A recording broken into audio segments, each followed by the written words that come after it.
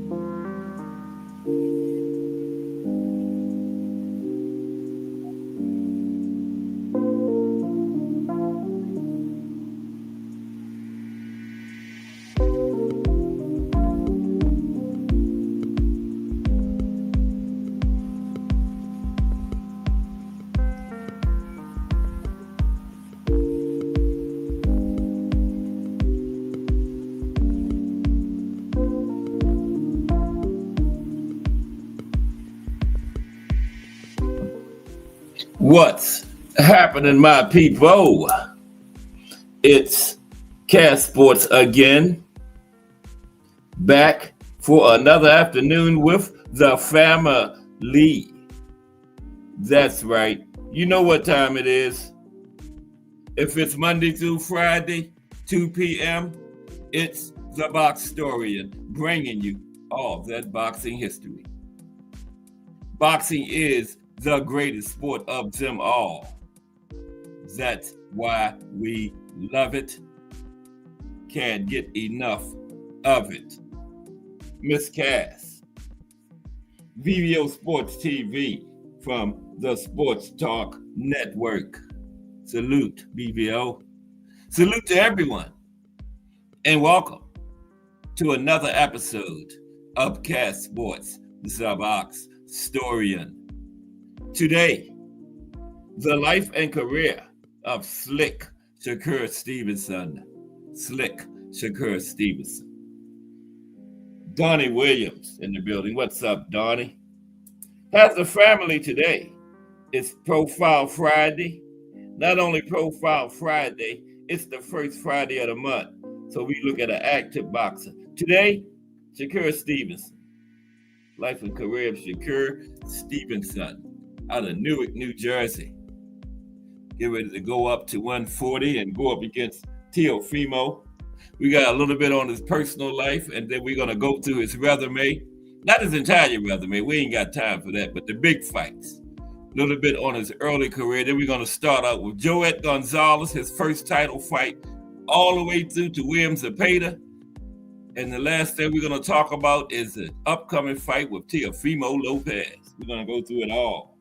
of the big fights of Shakur's career today. We're going to get it all in. But yeah, we got Pro Box tonight with Tiger against Flash. And then tomorrow, the big one of the weekend is Virgil Ortiz and Erickson Lubin. I was getting ready to say Erslandy Lara again. I get them mixed up. Erickson Lubin, okay, tomorrow. A lot of people are picking Lubin. I'm picking Virgil. It's down there in Texas. If it's close, Lubin just ain't getting it. Even if he does deserve it, he ain't getting it. So I'm picking Virgil. I think it's going to go to the decision, and it could be a robbery. But yeah, Virgil and Boots is worth a lot of money to the suits, and they try to get to that fight. So hey, that's boxing. Boxing I've been watching boxing a lot of years, and it's been a dirty game for a lot of years. Okay, follow the money in boxing. That's always been the story. That didn't just start. Okay, but first today we're going to start out with our fight of the day. As always, we're going to dig down into the archives and come up with a classic fight. So without further ado, let's get into today's fight of the day, so we can get to Shakur.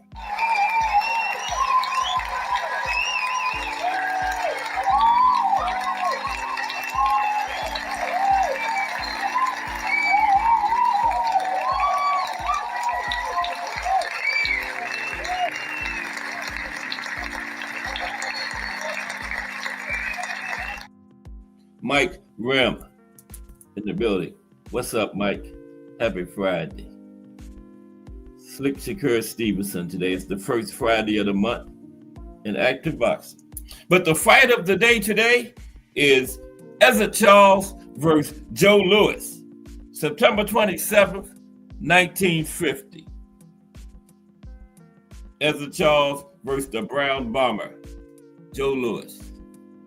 The Cincinnati Cobra versus the Brown Bomber. September 27th, 1950. What's that, 75 years ago? No, I wasn't born. Don't nobody try to be funny, okay? I was not born. I didn't see that one. I've seen it, but I've seen it on film and stuff. I wasn't there, okay? Ezzard Charles, the Cincinnati Cobra versus Joe Louis, the Brown Bomber. September 27th, 1950. I know BVO was thinking that. Uncle Cass was probably at that fight. Okay, let's go to it. Charles versus Louis.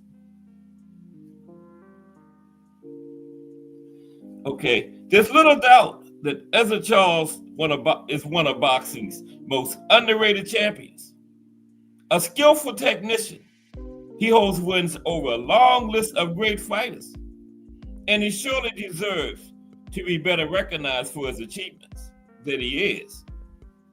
However, the problem was that Charles' reign as heavyweight champion of the world followed that of a living legend, the enormously popular Brown Bomber, Joe Louis. Yeah, Ezzard Charles' reign came right after Joe Louis, so yeah, he was going to get the comparisons and everything. Now, it was a chance encounter with Cuban featherweight sensation Kid Chocolate that first made Ezzard Charles want to be a fighter. It was August of 1932, and the Kid was due to face journeyman Johnny Farr in Charles' hometown of Cincinnati, Ohio. Now, the young Ezzard was so impressed with the beautifully tailored suit worn by the famous champion that he decided then and there he wanted to be a prize fighter. And the Kid was all dressed up in his fancy tailored suit and had a Cadillac. And Ezzard Charles was telling everybody in his family and friends that that's going to be me someday. That's what made him want to be a boxer. The Kid Chocolate came to Cincinnati and boxed, and Ezzard Charles was just so impressed with him. So that made him want to get in the game. Okay? There's a picture of the Brown Bomber. Now, that's not the Brown Bomber that faced Ezzard Charles in this fight. He was a little bit past that. That's prime Joe Louis. He was a little bit past that time there, but he was still a dangerous fighter. Okay? But that's Joe in his prime. That wasn't the one that faced Ezzard. Now, it wasn't long before Charles found a new idol, though, when he felt better represented him, when he could relate to on a more personal basis. That was Joe Louis, okay? Once he started paying attention to boxing, that's when he started watching Joe Louis, and he could relate to Joe a little bit more than Kid Chocolate. You know, Joe was a Black American like him. Kid Chocolate was a Cuban, okay? So do the math, right? Now, Louis, like Charles, has faced many of the same struggles growing up as a young Black man in America. And he had proven that despite the obstacles, the glory and the riches were attainable, at least if you were a fighter. He was an idol for so many Black kids up the time, Ezra Charles included. Now, Ezra Charles' love for the Brown Bomber inspired him to spend countless hours listening to fights on the radio. And in 1936, he decided to join a local boxing gym.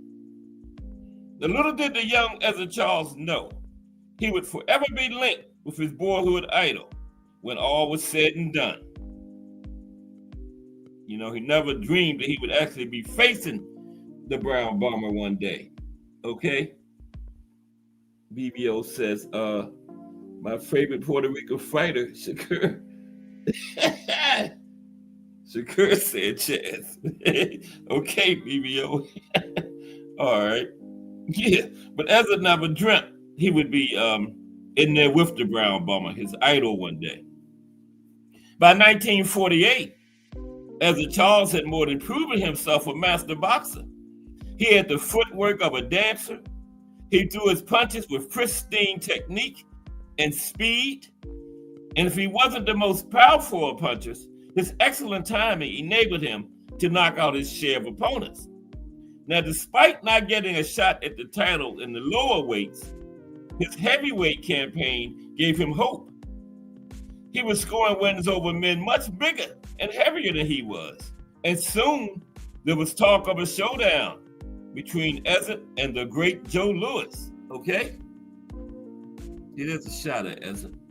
That's actually a drawing by the artist Damian Burton, okay? Yeah, Ezra had got into his career and went all the way up to heavyweight, and all of a sudden there was talk of a showdown between him and his idol, Joe Louis. So after winning against fellow contender Joe Boxey on October 12th, 1948, Ezra was asked his thoughts about the possibility of a fight with the champion. And his response was more befitting a boy who idolized Louis rather than a man who was a contender to his crown. Ezra said, I don't know about Louis. I'd have to be in better shape for the champ than I was for this thing. Then too, you know how I feel about Joe Louis. I'd rather not meet him in the ring. Because after all, well, he's the champ, that's all. Ezra was kind of hesitant when they started talking about him and Joe Louis, you know? So in March of 1949, Joe Louis decided to retire and turn to the work of promoting fights. In conjunction with Jim Norris and Arthur Wirtz, Joe Louis set up the International Boxing Club. The idea was to create a monopoly and own the rights to all heavyweight title fights. In order to designate a new champion, the IBC, International Boxing Club, signed 4 of the top contenders to contracts: Gus Lesnovich, Jersey Joe Walcott, Lisa Vold, and Ezra Charles. And then they held a tournament to decide who would be Joe Louis' successor out of those 4, right? So Ezra Charles won the tournament and became heavyweight champion of the world on June 22nd in 1949 when he won a unanimous decision over Jersey Joe Walcott. But few fans were overly pleased about it. You know, Charles lacked power, they said. He's too careful, they said. He's not really the champion, they said. In fact, Ezra Charles was a more than worthy champion. He just wasn't Joe Louis, right? He just wasn't Joe. So a lot of people were saying he's not really the champion. Okay? There's Ezra and Freddie B. Sure in one of his fights leading up to winning the title. Okay, but a lot of people wouldn't recognize as the champion. Okay, what's up, Thomas Hill in the building? The legendary Thomas Hill in the building. Salute T Hill. The Life Friday, first Friday active fighter T Hill. We got Shakur Stevenson today, BVO's favorite Puerto Rican fighter. Okay. Yeah, BVO, we got Gene Tunney coming up next Wednesday too. That show is going to be brought to you by BVO Sports TV. Next Wednesday, we're going to take a look at Gene Tunney. Okay, so yeah, a lot of people didn't, as it wasn't a title in the ring, but a lot of people wasn't recognizing him as champion. They were still stuck on the Joe Louis thing, right? So, Ezra Charles made 3 defenses of his title against Gus Lesnovich, Pat Valentino, and Freddie B. Sure. But it was even clearer now that the public just wasn't all that keen on the new champion. The Lesnovich fight drew a poor crowd. The fight against Valentino, the first in the Bay Area since Jack Johnson beat Stanley Ketchel back in 1909, so Ezra Charles introduced first and heavily booed by a pro-Valentino crowd, while the Be Sure fight set a record for the lowest attendance at a heavyweight title fight, with just over 6,000 people turning up, right? That was the lowest attendance ever, 6,000. Now, Ali and Sonny Liston too broke that. They had like less than 2,500. But at that time, it was 6,000 people. Lowest attendance in history at a heavyweight championship fight. So they was all clamoring for Joe Louis, but Joe Louis had retired. So Joe Louis, the people's champion, had been busy himself though. He was officially retired, but fighting exhibitions with impressive regularity. And according to all reports, wasn't exactly taking it easy on his opponents. It was becoming apparent Joe Louis was ready to make a comeback, a fact all but confirmed on the night of December 7th, 1949, when the Brown Bomber and Pat Valentino took part in a 10-round exhibition in Chicago. Yeah, that's what this is supposed to be, an exhibition, and that's what Joe Louis did to this man. Look at that. I hate if it had been a real fight, he probably would have killed him, right? Pat Valentino took a pounding in his exhibition loss to Joe Louis, 1949. Look at him. Damn, Joe. No, Joe must think at the memo it was an exhibition. Okay. So yeah, it was clear that Joe Louis was ready to come back. So Ezra Charles sitting ringside at that fight, Joe Louis took the fight to Valentino, and according to a New York Times report, could have easily put Valentino away early, but chose to send a message to Ezra Charles instead, remember, who was at ringside. To experienced observers, it was apparent from the 4th round that Joe Louis could have finished Valentino anytime he decided to. When he finally did finish him, Louis poured in deadly punishment at his old-time speed and precise timing. Yeah, he knew Ezra was at ringside. He was sending a message. I'm on the way back, Ezra, to get my title. After the fight, when asked whether or not he thought Joe Louis would return, Ezra Charles replied, "Joe is certainly going through all the motions of a man who is planning on staging a comeback. I think he will." 6 months later, it was official. Joe Louis was back, and he wanted his title back. And the public wanted to see their hero back in the ring, while Ezra Charles was keen to show them he was the true heavyweight champion. Okay? Ezra was like, Joe Louis is history. Yeah, there's a ticket to the fight. I'm the champion. And he got the chance to prove it in the ring. 22,357 people attended the Louis versus Charles championship match, right? Remember, and he had set the lowest record for 6,000 against the other guy, but when it was Joe Louis, 22,000 was in the house for that one. Al Booger in the building. And Crush, the legend. Salute, gentlemen. Al Booger, one of my big-time supporters. And Crush, the legend, the morning man. 6 a.m. every Monday through Friday. Giving out that fire boxing talk. And don't forget, we got Crush and the ladies' night coming. Can't wait for that. Crush gonna get with some of the ladies in these YouTube streets, and man, I know that's gonna be fire. So keep your ears open for that one. But salute Al Booger and Crush the legend. The fight of the day is Ezra Charles and Joe Louis. Joe Louis retired. They had a tournament. Ezra Charles won the title, but everybody was saying Ezra not the real champion. Joe Louis is the people's champion. So Joe Louis is back now. That's where we at. Joe Louis is back, and he wants his title back, okay? Now, Joe Louis was favored by odds of 2-1 over Ezra Charles on fight night. And despite his time out of the ring, he was confident of a victory when he spoke with James J. Dawson of the New York Times. Joe Louis said, "I don't feel this is a comeback. I just feel like I took a short vacation from the title. And during that time, I was boxing between 50 and 60 exhibitions. I will enter this fight in excellent shape, the best I've been since the war. And I expect to win this fight by knockout." Okay, Joe Louis said he's going to knock Ezra out. Now, Joe Louis may have felt he was in his best shape since the war, but the scale said otherwise. He weighed in at 218 pounds, the highest of his career, while Ezra Charles weighed 34 pounds lighter at 184. Your heavyweights was light back in those days, you know. Yeah, Ezra came in at 184. 218 is like average heavyweight nowadays, but that was high, the highest of Joe Louis's career, right? Yeah, and there they are. And see, that's Joe Louis don't even look like Joe Louis. That's the old Joe Louis. Look at that. But he landing the right on Ezra right there. He landed putting the right in right there. Okay. Okay, so here we go.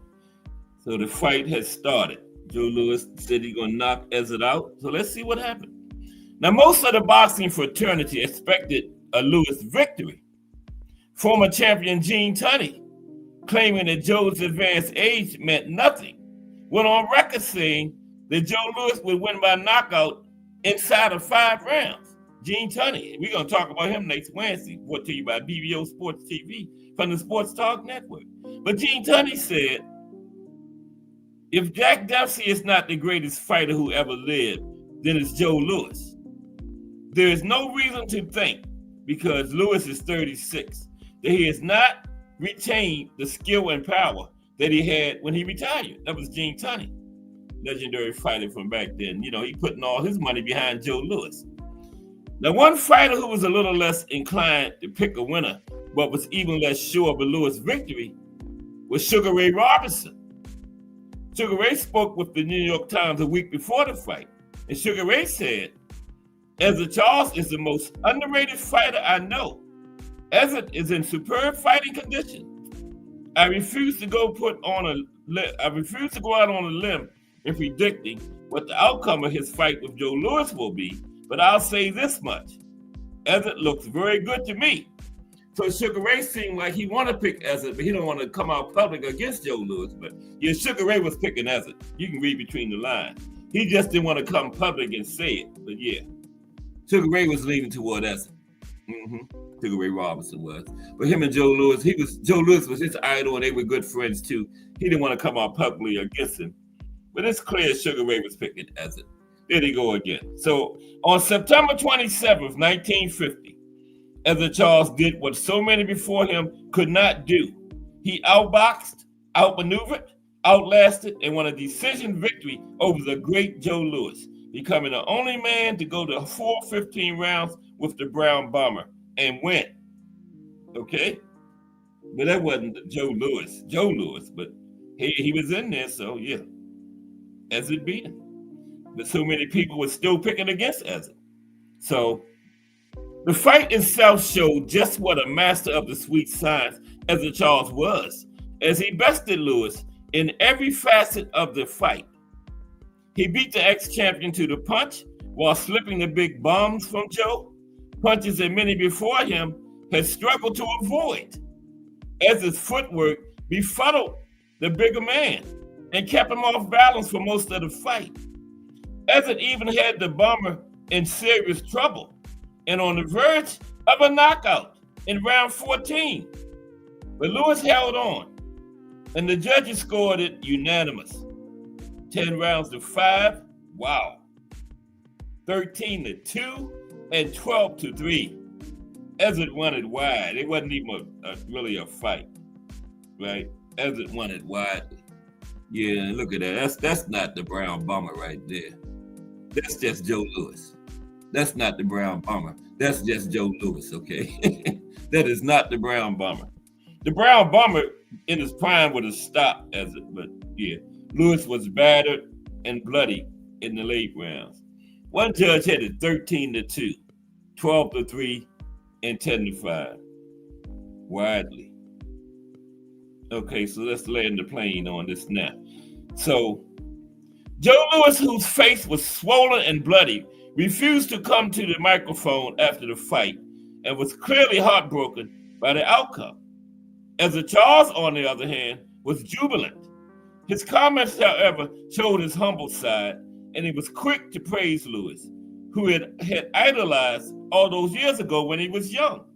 Ezzard said, "I'd like to give thanks to God for giving me the strength and courage to win this fight. And since I won the championship, I feel very proud about it. I'll try and do my very best to keep it as clean as the previous fellow who just stepped down." The fight of the day. Yeah, that was when Ezzard really was recognized as champion. He came into the fight as champion, but after beating Joe Louis, the people finally started recognizing him as the champion, okay? Because before that, they was just saying Joe Louis is still a champion, but Ezzard beat him right there in the middle of the ring, so hey, they had to give it to Ezzard then. Mm-hmm. Okay, so now, Shakur Stevenson. We're going to talk a little bit about his personal life, and then we're going to go through his resume, his big fights, okay? Like, we're going to start at Joet Gonzalez, which was his first title fight, all the way to William Zepeda, his last fight. And we're going to talk a little bit about this Teofimo situation coming up. He going up to 140, okay? Excuse me for 1 second.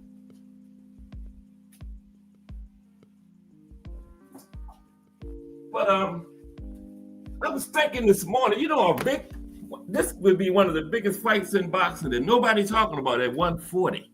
This would be massive. Shakur and Gary Antoine. Wow. That would be a battle there.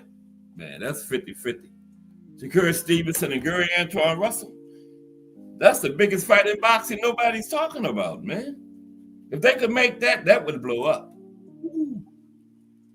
Could Shakur use his skills and defensive mastery and hold Gary off for 12 rounds? Or could Gary Antoine track him down and put hands on him like he do most of his opponents? That would be, I wouldn't mind seeing that one. But yeah, the life and career of Shakur Stevenson. Slick Shakur Stevenson. He don't have a nickname, so I gave him one. Slick Shakur Stevenson. But how's everybody? It's Friday. We got Tiger Johnson tonight, and then tomorrow we got Virgil and Erickson Lubin. I was going to say Eric Landy Lubin. Erickson Lubin. It's Eric Sandy Lara. I get them mixed up. Okay, let's go with Shakur.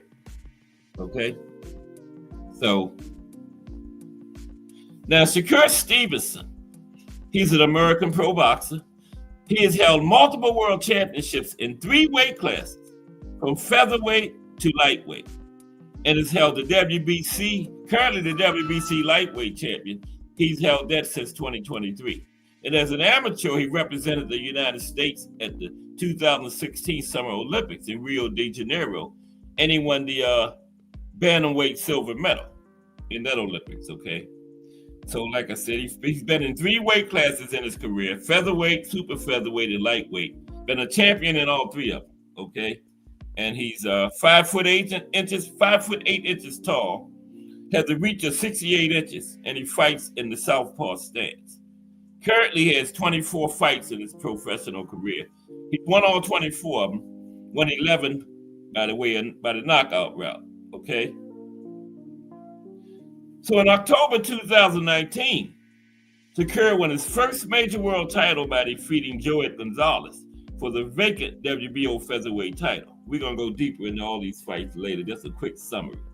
Okay. But his first title from against Joey Gonzalez, the vacant WBO featherweight, 126. 2 years later, he captured the WBO super featherweight title, 130. Later unified with the WBC and the ring super featherweight titles by defeating Oscar Valdez. Remember, he chased Oscar through 2 weight classes. That's how he got the WBO. Oscar vacated that and got up out of 126 to get away from Shakur. So then Shakur went to 130 right behind him, and the Godfather finally made it after Bud sued him. Only reason he made that. Shakur should thank Bud for that fight. But he got the WBC, unified the WBC, the ring, and the WBO against Oscar Valdez, right? Then in November 2023, Shakur won the vacant WBC lightweight title to become the 8th boxer in history. Only 8 boxers have done this. To be a 3-division champion at the pro level and also winning an Olympic medal, okay? Only 8 boxers have done that. Won 3 divisions in the pros and an Olympic medal. And Shakur has since defended that WBC lightweight title 3 times, 3 successful times, okay? Now let's look at his early life. Mainly going to be about his career resume, but let's take a look at his early life. Brief look. There's a young Shakur. Brief look at his early life for Shakur Stevenson. Now, Shakur Stevenson was born and raised in Newark, New Jersey. He began boxing at age 5 under the guidance of his grandfather, Wally Moses, who ran a gym in the city. Now, growing up, Shakur's favorite fighter was Andre Ward. Okay, yeah, Andre was his favorite fighter. Now, Shakur was born on June 28, 1997, and his mother named him after Tupac Shakur, the rapper, who was murdered just 9 months before Shakur was born. Okay? As a child, Shakur was athletic and competitive, excelling in sports like baseball and football. Okay? Now, his grandfather, Wally Moses, started teaching him how to box when he was 5 years old. And Shakur was an energetic and happy child who was always busy. And his grandfather's influence helped to keep him focused on boxing amidst the challenges of his Newark neighborhood that he was growing up in. Okay? Yeah, 8. 8, only 8. Let me see. What was it? 8, only 8. I forgot. Only 8 what, Al? Yeah, that's it. 8, Al Booker, right. That's one. Been 3 divisions in the pros. I was kind of surprised by that too. And won a medal. Gold medal. Now, probably more than 1 silver, bronze, all that, but gold medal, Al Booker. Only 8 won gold medals, and then 3 division champions in the pro at the pro level. Yeah, I was kind of surprised by that too. Only 8. Yeah. Okay. So yeah, his grandfather Wally Moses kept him focused amidst the challenges of his Newark neighborhood that he was growing up in. Okay. Now Shakur has also credited his grandfather with being the primary reason for his success, for believing in him and guiding him through his boxing journey from a very young age to his present status as a 3-division world champion at the professional level. And Shakur has shared memories of growing up playing sports, enjoying a competitive spirit, and having a constant focus on boxing as he got older. Okay, so let's look at his amateur career then. He was a very, very decorated amateur boxer, Shakur was. Let's take a look at that briefly. At him in the amateur, very decorated amateur boxer. Yes, he was. Okay. Amateur career. Okay. Now, Shakur enjoyed a highly successful amateur career, earning recognition as the AIBA, the Amateur International Boxing Association, Junior Male Boxer of the Year in 2013. At the national level, He won gold medals at the 2013 Junior World Team Open, the 2013 Junior Olympic National Championships, the 2014 Youth National Championships, and the 2015 Youth National Championships. At the international level, Shakur won the 2013 AIBA Junior World Championships, the 2014 AIBA Youth World Championships, and the 2014 Summer Youth Olympics, becoming the first American boxer to claim both junior and youth world titles, as well as a youth Olympic gold medal. In 2015, at age 18, he won the senior U.S. Olympic trials, thus qualifying for the U.S. boxing team at the 2016 Summer Olympics in Rio de Janeiro, Brazil. Now, entering the Olympics, Shakur had an undefeated record of 23-0 at the international level as an amateur. Now, competing at bantamweight, he won a silver medal, losing to Robeisy Ramirez of Cuba by split decision in the gold medal match. Split decision, that was a close fight. Yeah, him and Robeisy, 2016. Anybody seen that? Yeah, that was good. And they both turned into champions at the pro level. Yeah. So, yeah, he lost the gold medal match to Robeisy by split decision. Really good fight. And Shakur was the highest medaling male boxer for the United States at the Olympic Games since Andre Ward won gold in 2004. 12 years. Okay? No American male had got above bronze. All the way back to 2004 when Andre did. So, yeah, that was significant. Yeah, and right now the cupboard is bare on U.S. boxing and the amateurs. Yeah, I don't know how many medals they won at the last Olympics and the COVID Olympics. They had it like a year later. Remember, it was supposed to be 2020, but I think they had it in 2021. Yeah, Did they win any gold medals? Yeah, we got to get our amateur program together, man. Bear with me for a minute, please. What's going on, man?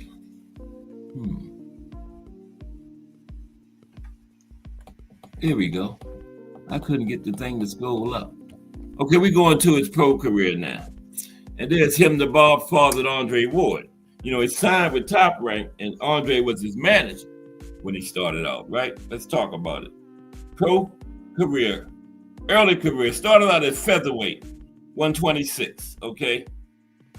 So Shakur turned professional on February 9th, 2017, signing a promotional contract with Top Rank. And he signed Andre Ward as his manager. And there they are, his promoter and his manager, the Bob Father and SOG and Shakur, okay? Andre was his idol growing up, and he signed him as his manager when he got to the pro level.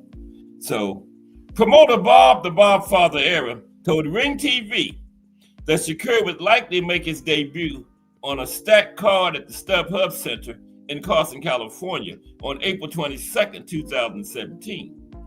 Now, Shakur showed off his agility, defense, and punching skills as he won his first professional fight against American boxer Edgar Brito. Shakur won by 5th round technical decision. Brito was cut on the left eye after an accidental headbutt in round 2. In round 3, Brito was deducted a point for intentionally headbutting Shakur. And from his own intentional headbutt, Brito suffered a cut over his other eye, his right eye. From his own intentional headbutt, he ended up getting cut, right? Lost a point and got cut. The ringside physician stopped the fight. Shakur was ahead on all 3 scorecards and won every round. He was throwing a shutout when they stopped. I guess the guy was getting frustrated. That's why he was headbutt. Okay. So in an official press release on May 3rd, it was confirmed that Shakur would make his Madison Square Garden debut on the undercard of the Terrence Crawford versus Felix Diaz World Junior Welterweight Championship fight on May 20th, 2017. Shakur's opponent was announced as Argentine boxer Carlos Suarez. Now, Shakur won the fight after 2 minutes, 35 seconds of the first round. Suarez was knocked down before the stoppage. So Shakur's third fight took place at the Pinnacle Bank Arena in Lincoln, Nebraska, again on the undercard of Terrence Crawford. This time, it was Crawford's unification fight against Julius Ndongo on August 19, 2017. Yeah, so when Bud got his first disputed at junior welterweight, Shakur was on that card. Shakur fought his second straight Argentine opponent, David Michael Pats, in a scheduled 6-round fight. And Shakur easily outpointed Pats over 6 rounds, winning 60-53 on all 3 scorecards, another shutout. In round 5, Pats was knocked down following a straight left. Shakur seemed comfortable and patient in letting the fight go the distance. On November 20th, Top Rank confirmed 26-year-old Mexican Oscar Mendoza as Shakur's opponent, which would take place on the undercard of Vasily Lomachenko versus Guillermo Rigondeaux on December 9th, 2017 at the Madison Square Garden Theater in New York City, New York. Okay? So Shakur's first fight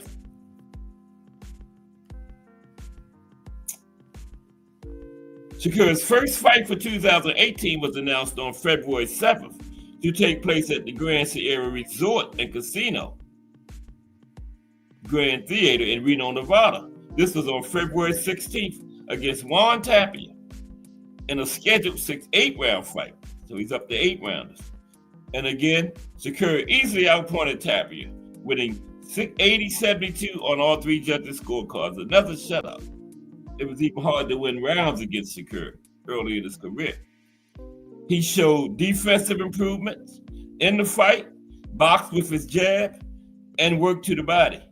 He used the distance well, allowing Tapia to land only 1 punch at a time. Okay, so now he's going for his first step up, his first title shot. Remember, was the vacant one against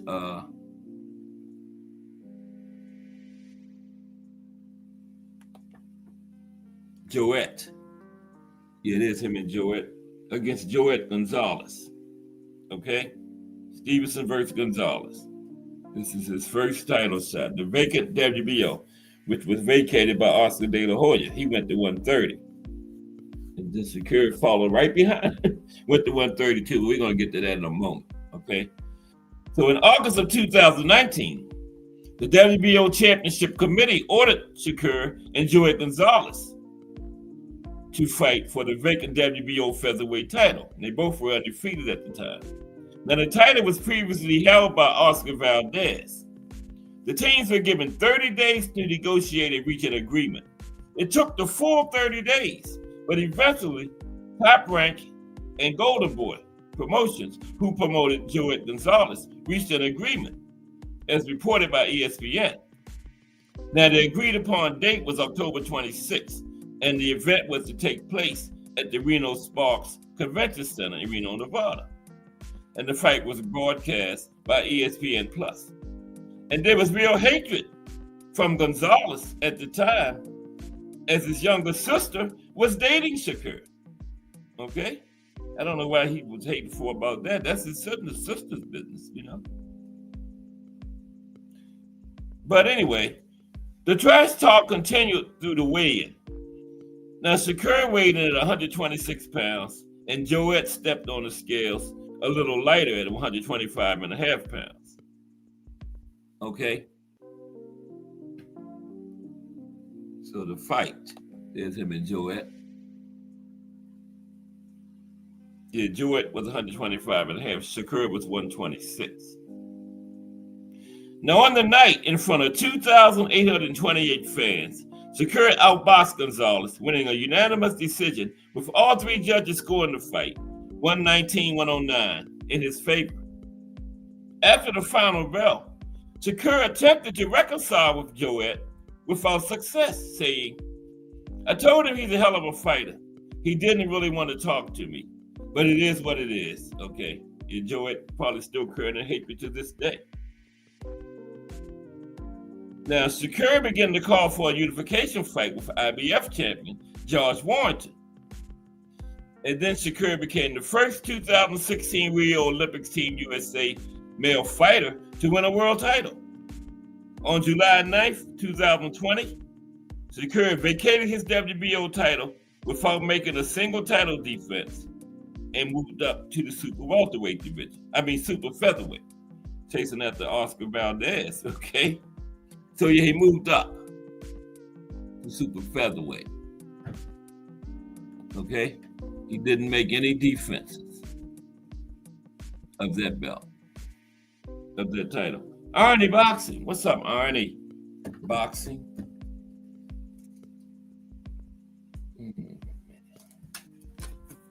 Okay, I lose my ink pen every day. Damn, I have no idea where it's at, man. Oh, there it is. Okay, salute Arnie Boxing.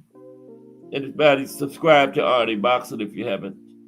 He's like 30-something shows into his podcast now. He comes on 9-ish, 10-ish at night. I caught him last night. Another good one. Okay, salute Arnie Boxing. Okay, so yeah. Now Shakur is stepping up to super featherweight, 130, okay? Chasing after Oscar Valdez. On June 9th, 2020, Shakur made his super featherweight debut by defeating Felix Caraballo. There they are, right? That's them on the screen. He beat Felix by 6-round knockout, and the fight took place in Las Vegas. Caraballo was dropped in the opening round, and again in round 6. The judges had Shakur ahead 50-43 and 50-44 twice at the time of the stoppage. And the fight drew a peak audience of 609,000 viewers. Okay? And his next fight was against, the next big fight, Tucker Khan Clary. We're going through the big ones in his career. Tucker Khan Clary and Shakur. Okay? Just working our way through his resume. In November of 2020, Top Rank announced Shakur would fight Tucker Khan Clary on December 12th in a 10-round fight at the Bubble at the MGM Grand Hotel and Casino. That was during COVID, remember?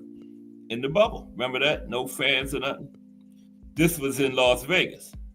Now, Shakur originally came in over the limit at 130.5 pounds. Then he stripped down and came in exactly at 130. And Tucker Khan Clary came in at 129 pounds. And Khan Clary was on a 3-fight win streak coming into this fight. Right? Yeah. He was on a 3-fight win streak. But Shakur defeated Clary convincingly, winning the fight by a wide margin on the scorecards, with all 3 judges scoring the fight 100-90 in his favor. Yeah, it was hard to even win a round against Shakur back then, right? To another shutout. Shakur landed 151 punches from the 514 thrown for 29%, while Clary only managed to land 48 of 529 punches for 9%. That's got to be some kind of record. He didn't even land in double-digit percentage rate, 9%. And the fight averaged 1.2 million viewers. So that wasn't too bad. Okay? So then we go to Jeremiah Nakathila. Okay? Working our way through his resume. What's up, Mike Mazik in the building? What's up, Mike? We working our way through Slick Shakur Stevenson today. Okay? Let's do it. Be here in a minute. I know he sees Shakur on that thumbnail. It might be listening. Might be busy listening. But next, then we working our way through his big fights. Jeremiah Nakathila. Remember that one? The police officer from Africa. Now, after improving to 15-0 in April 2021, it was announced that Shakur would next fight Jeremiah Nakathila. Nakathila only had 1 loss and 17 knockouts, 21 wins. Yeah, Nakathila had pop, remember, going into that fight? And remember, he caught Shakur with something, and Shakur played it safe for the rest of that fight. Yeah, he had 80.9. That ain't bad. 81%. Yeah, so this was at the theater at the Virgin Hotels in Las Vegas. Now, Nakatila was ranked number 2 by the WBO at super featherweight. And Shakur stepped on the scales this time at 129.6 pounds. And Nakatila came in at 129.4. Basically the same, right? So,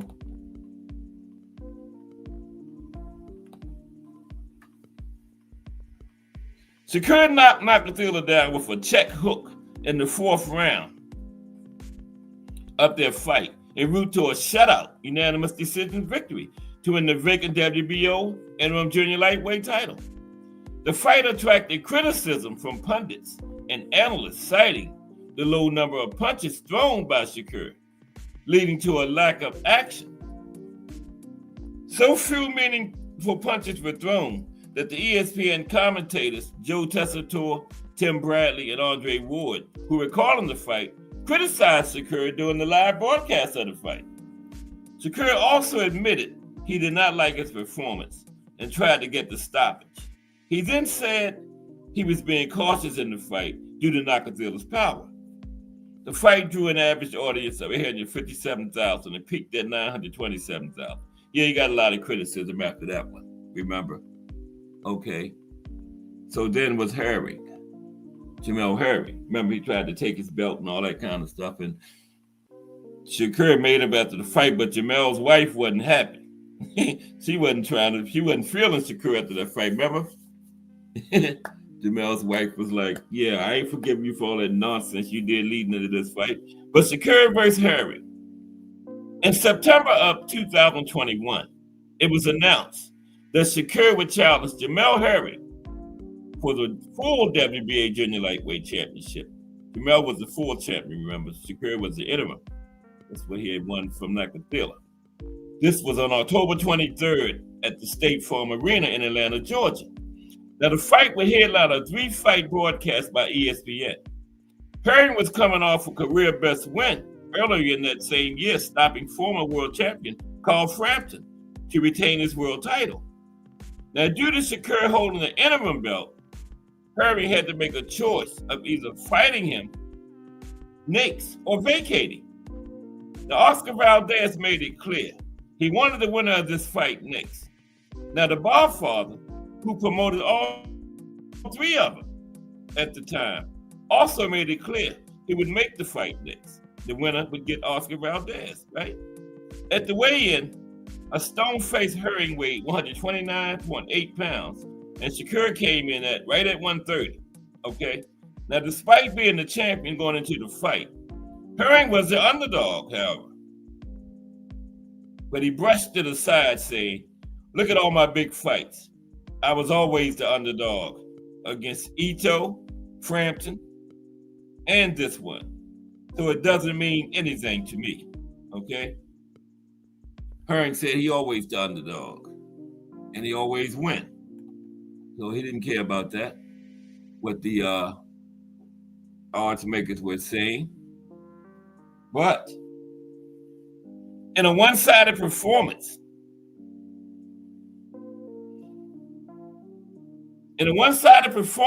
that saw Shakur use remarkable hand speed, he became a 2-division world champion when he defeated Herring, by a 10th round technical knockout after being ahead on all 3 judges' scorecards. In the aftermath of his win, Shakur proclaimed, I want to be a superstar in the sport. I'm here to last. The fight was waved off with 1 minute and 30 seconds remaining. Shakur outlanded Herring 164 to 87 in total punches and outlanded him in all rounds. At the time of stoppage, 2 judges had the fight 90-81 and the third had it 89-82, all for Shakur. Herring suffered his first defeat in 4 years, only the second of his career, and he claimed Shakur was the better man, and he had no excuses. Now, according to the Nielsen media research, the fight averaged 1.2 million viewers and peaked at 1.264. Averaged 1.233, peaked at 1.264. Now, these figures did not include viewers who tuned in on ESPN Plus and ESPN Deportes. And then, as promised, the Godfather was a man of his word. The winner got Oscar Valdez, remember? But that was after Bud sued his butt. Remember? Because he wouldn't make it at 126. And if Bud hadn't sued him, I don't think he would have made it. I really don't. So Shakur had Bud to thank for that fight. But whatever, the Bob father made it. Okay? Shakur versus Valdez was next. There you go.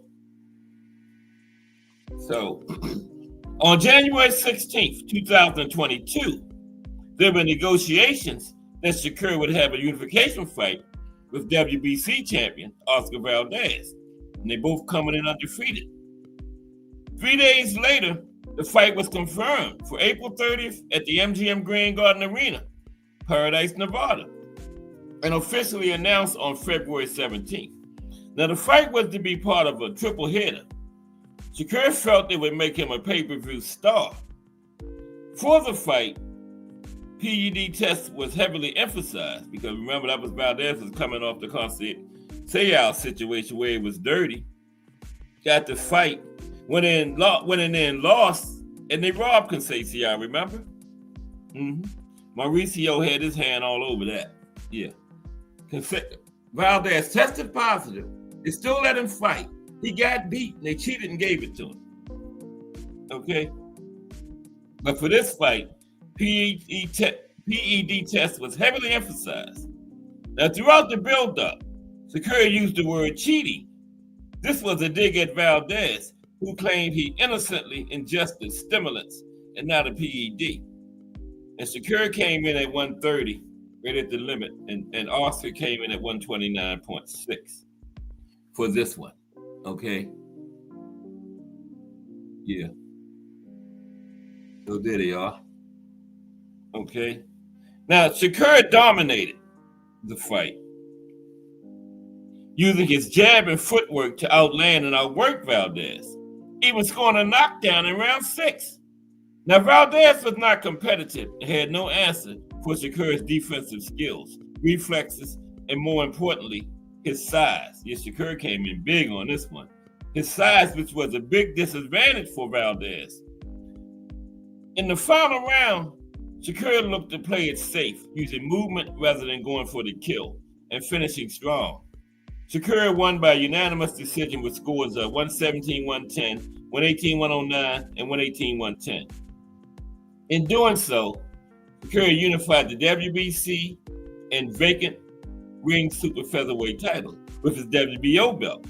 Now, according to Copper Box stats, Shakur landed 189 of 580 punches for 32.6%, and Oscar had a 21%. We saw him land 110 of 508 thrown. Okay? In the post-fight interview, Shakur said he had beat the Canelo team and opened up a potential fight with WBC lightweight champion Devin Haney. Shakur then proposed to his girlfriend in the ring. Remember that? Right after the fight. Got down on his knees and everything. Now, the fight drew in an average of 1.3 viewers on ESPN and peaked at 1.4. Okay? And then speaking of Conceição, that's who got his shot. Shakur and Conceição. Remember that one? Shakur versus Robson. Excuse me for a minute, please. Gotta get my throat right. Okay. Here we go. Shakur versus Robson. Conceição. Shakur's first championship defense as a unified super featherweight champion was scheduled against the one-time WBC title challenger, Robson Conceição. The fight headlined an ESPN broadcast card, which took place on September 23rd, 2022 at the Prudential Center in Newark, New Jersey. Yeah, they had, well, that's not the one I'm thinking about, that's coming up. But it was in Newark, New Jersey. Shakur entered the fight as a significant favorite, with most bookmakers having him at minus 1,800 odds to win the fight. Shakur missed weight by 1.6 pounds at the official weigh-in, leading to him being stripped of his WBC, WBO, and ring titles. Now, prior to the fight, Shakur stated he was unsure if he was going to stay at the weight. He saw the fight stylistically tougher than his previous fight against Oscar Valdez. Yeah, then he went up after that one. Remember, he missed weight by almost 2 pounds. And the belts was only on the line for Rosa. Shakur was stripped, and the belts went vacant. If Rawson had won, he would have got the belts, but Shakur won, so the belt stayed vacant. Right? Okay, so let's see what happened in the fight.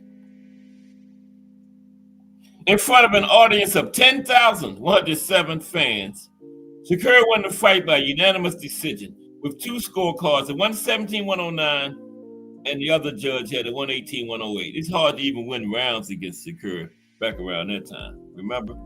In the first round, several times, Shakur stunned Conceição with a left on the chin,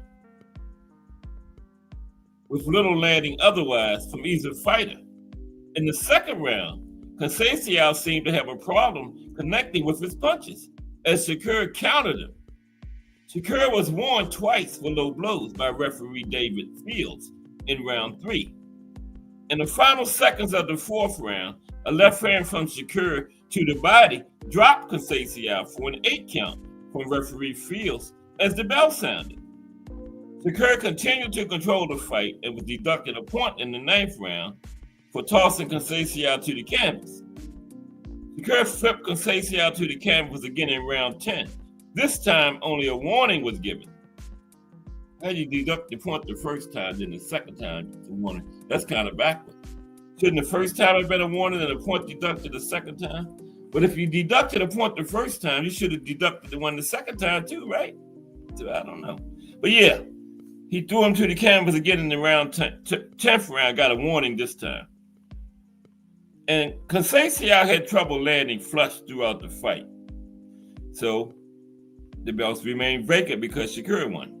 Okay? Now, during the post-fight interview, Shakur announced his move to lightweight 135, citing his inability to make the junior lightweight limit anymore. And the fight drew a peak audience of 1.5 million. Okay? So then went to lightweight. Okay?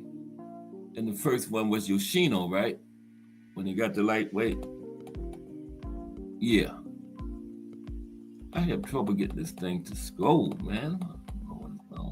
There we go. Yoshino. Yeah. That was his first fight up at 135. Stevenson versus Yoshino.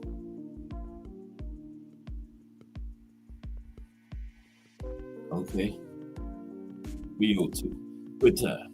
On November 9th, 2022, the WBC ordered Isaac Pitbull Cruz to face Shakur in a lightweight title eliminator. Okay? Cruz refused to enter into negotiations, so the WBC ordered Williams Zepeda to face Shakur instead as the next highest ranked contender. Zepeda likewise passed on the fight, as did the former unified lightweight champion, George Kambosos Jr. The order was finally accepted by Yoshino on January 11th, 2023. I think his first name was Chuachiro, right? Chuachiro Yoshino on January 11th, 2023. It would mark the first time Yoshino would fight outside of Japan professionally in his career. Now, Shakur was booked to face Yoshino on April 18th, 2023 at the Prudential Center back in Newark, New Jersey.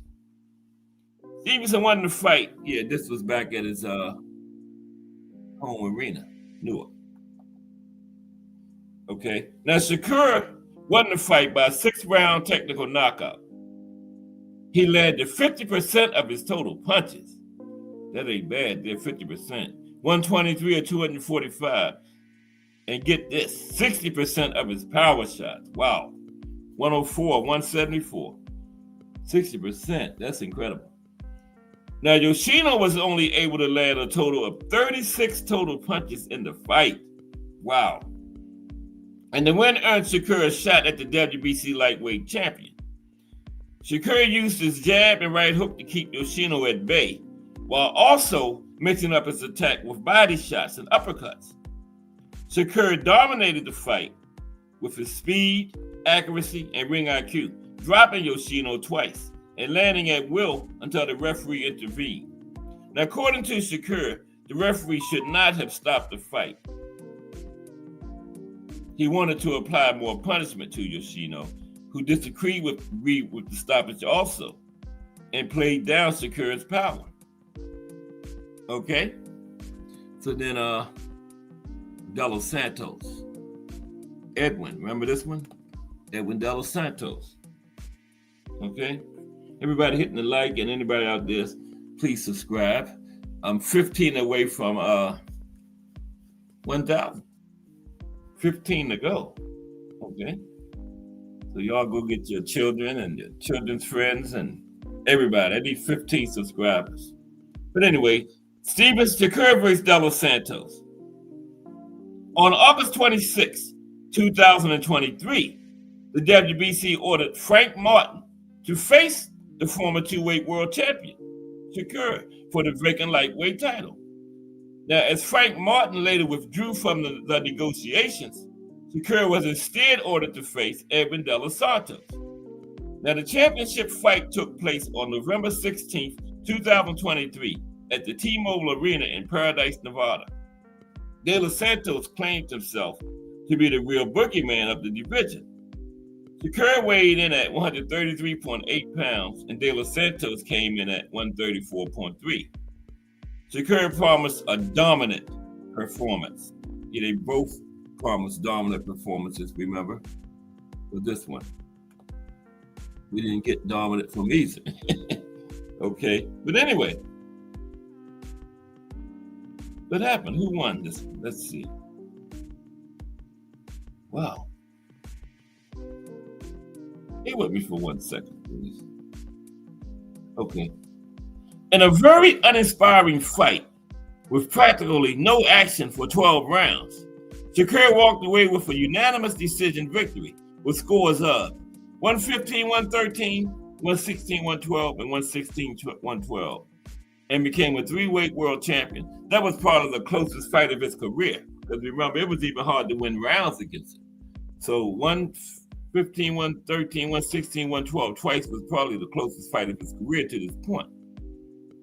In the opening 2 rounds, little happened, as Shakur landed more jabs than De Los Santos. Now the fans began to call for some action in round 3. The entire round, De Los Santos fought without a mouthpiece. In the 4th round, what little punches connected came from Shakur, which were all jabs. Any rounds which De Los Santos won was due to landing a few more jabs than Shakur. By round 9, there was speculation of Shakur's left hand being injured due to the volume of punches which were being thrown by him. And although referee Harvey Dock had little to do, what he failed to do was call for some action from the boxers. Now, according to Comfort Box, Shakur landed a total of 65 out of 205 punches, and De Los Santos landed 40 of 316 thrown. Wow. De Los Santos set a record for the least amount of punches landed by a fighter in a 12-round fight. Wow. I did not know that. De Los Santos set the record for the least amount of punches landed by a fighter in a 12-round fight. Furthermore, neither fighter landed a double-digit number of punches in any round, with the highest being 9 by Shakur in the 9th round. The only round where more than 6 punches were landed by either fighter. For comparison, the most punches landed by De Los Santos in a round was 6 punches in the 10th round. And the 40 punches landed in the fight by De Los Santos was the Comfort Box record for only a month, as Regis Prograis landed only 36 over 12 rounds in a decision loss to Devin Haney. So wow, De Los Santos' record only landed a month. The next month, Regis only landed 36. So Shakur later apologized to fans at ringside. He said, "Yo, that's dope. I got Floyd to come to a top-ranked fight. He came here to support me. I appreciate Floyd. I apologize to him. I apologize to Andre Ward. I apologize to Terrence Crawford. All my idols. I put on a bad performance. They came out to see a great performance, and I put on a bad one. Most of the 6,700 fans in attendance also booed the fight, right? In January of 2024, Shakur took the X and briefly announced his retirement from boxing at the age of 26. But everybody knew he wasn't retiring. All right. So this next one is Autumn. I'm not even going to go into that last name. Autumn. That's all I'm saying. Autumn. Y'all remember Autumn? I ran Unaniga or something like that. I don't know. I don't remember Autumn. I'm not doing that to myself, but I'm going to put it in the chat. I bet you T. Hill can pronounce it. Harutyunyan.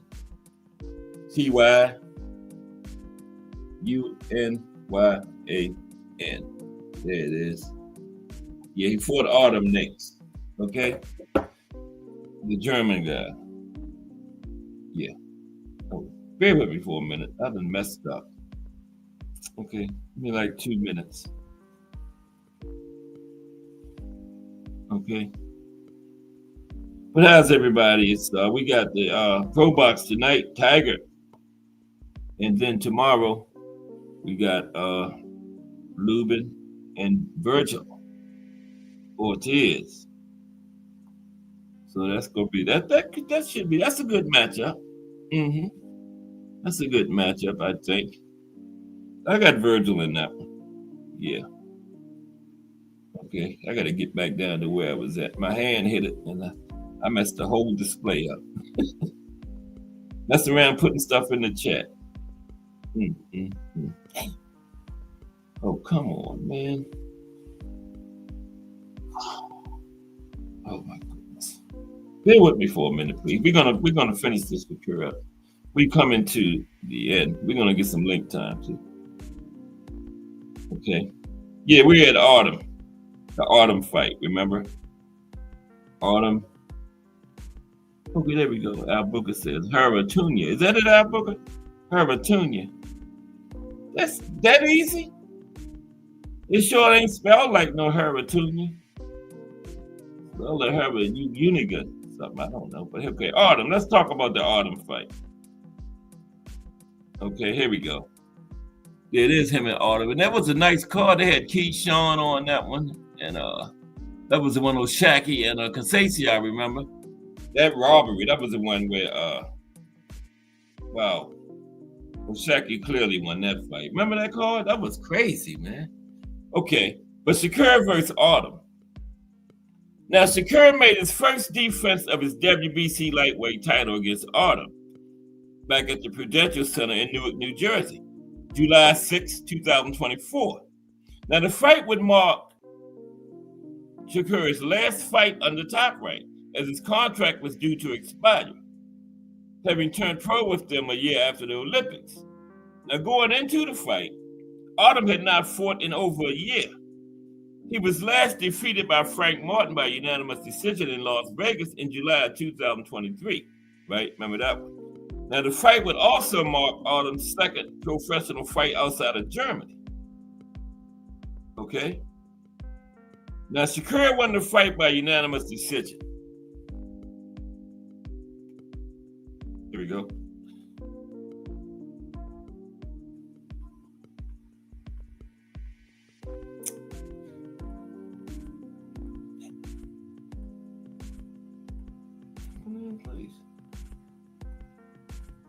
Shakur won the fight by unanimous decision.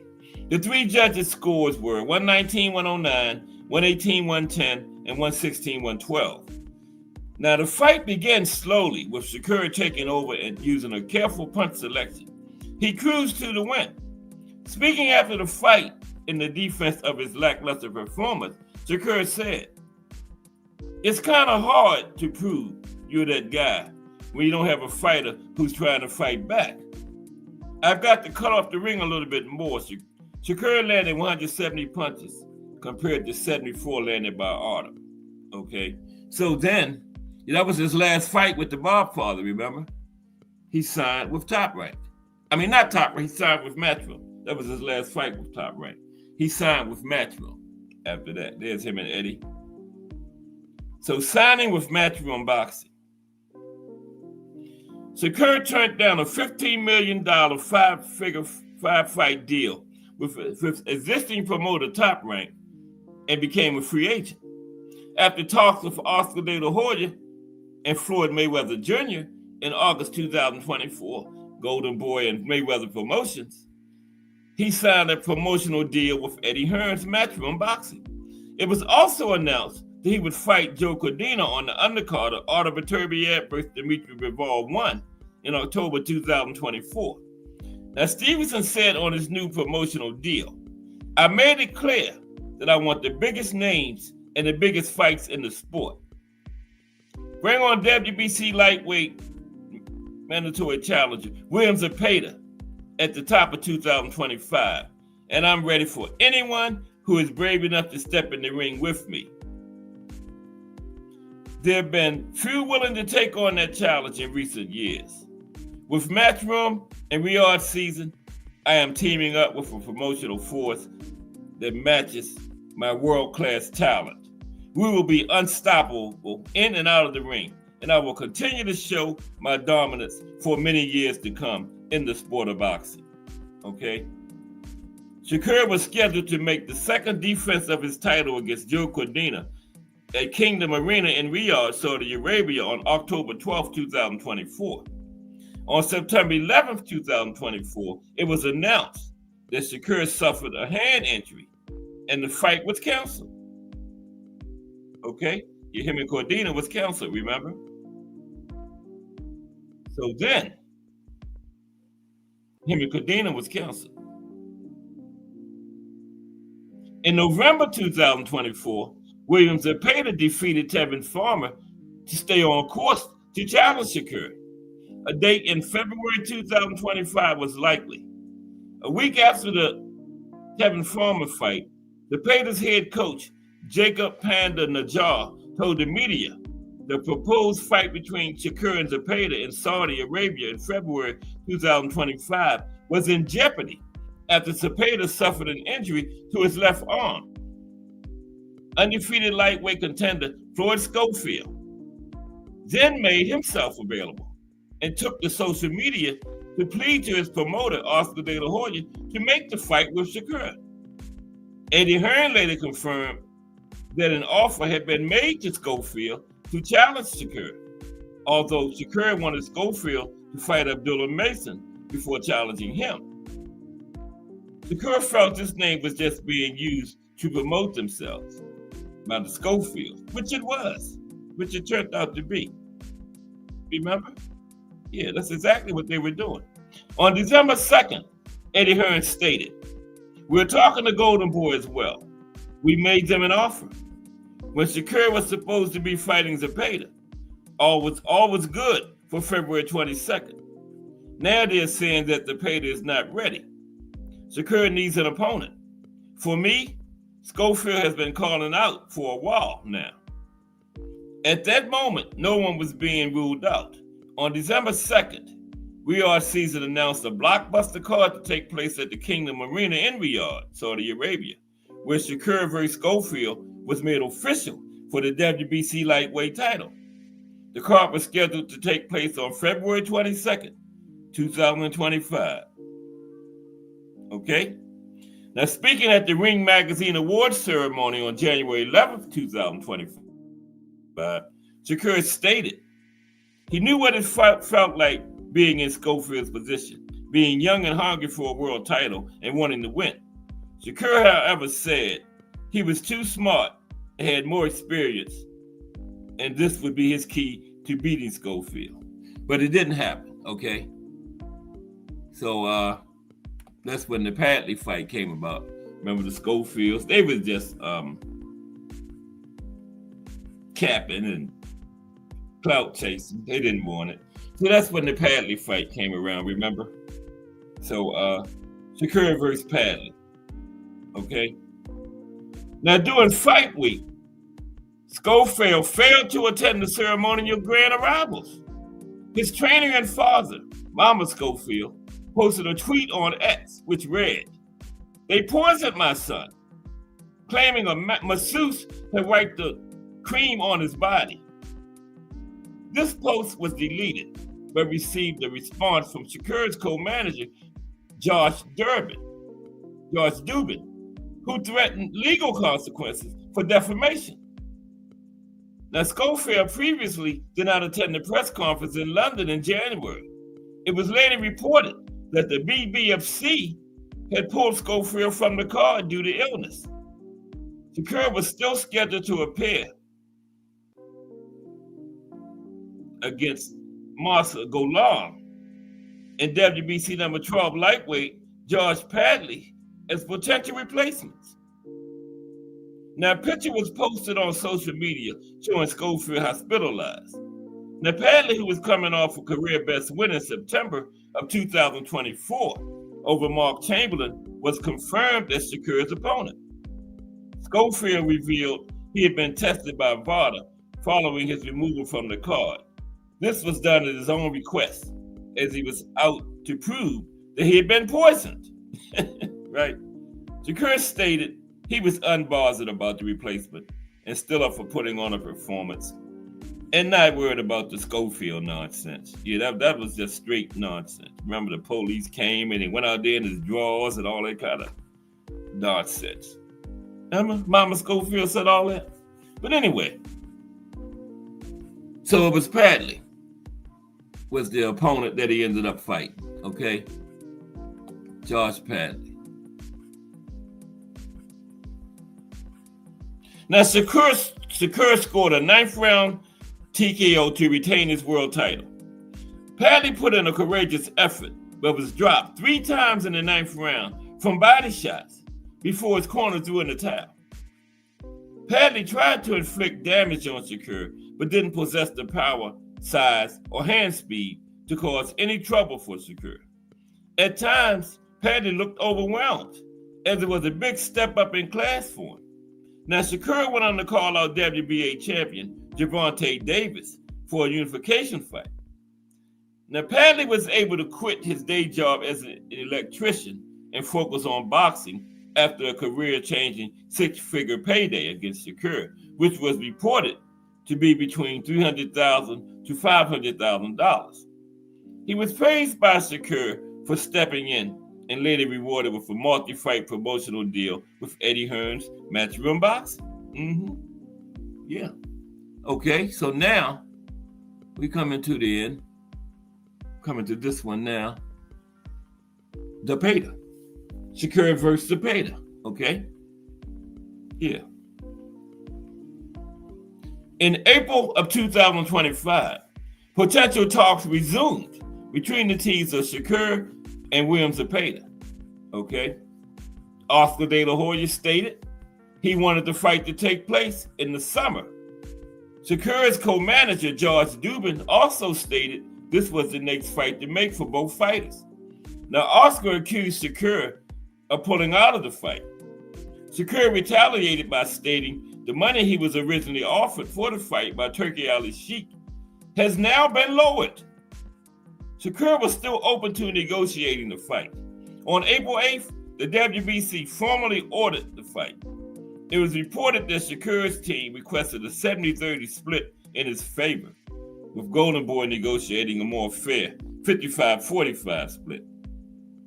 Okay? So,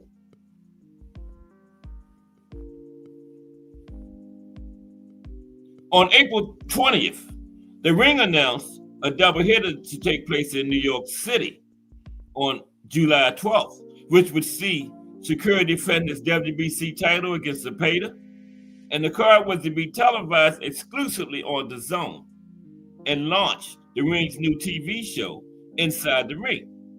After the fight was announced, Dan Raphael reported that Shakur was working with veteran promoter Lou DiBella, who helped put the fight together.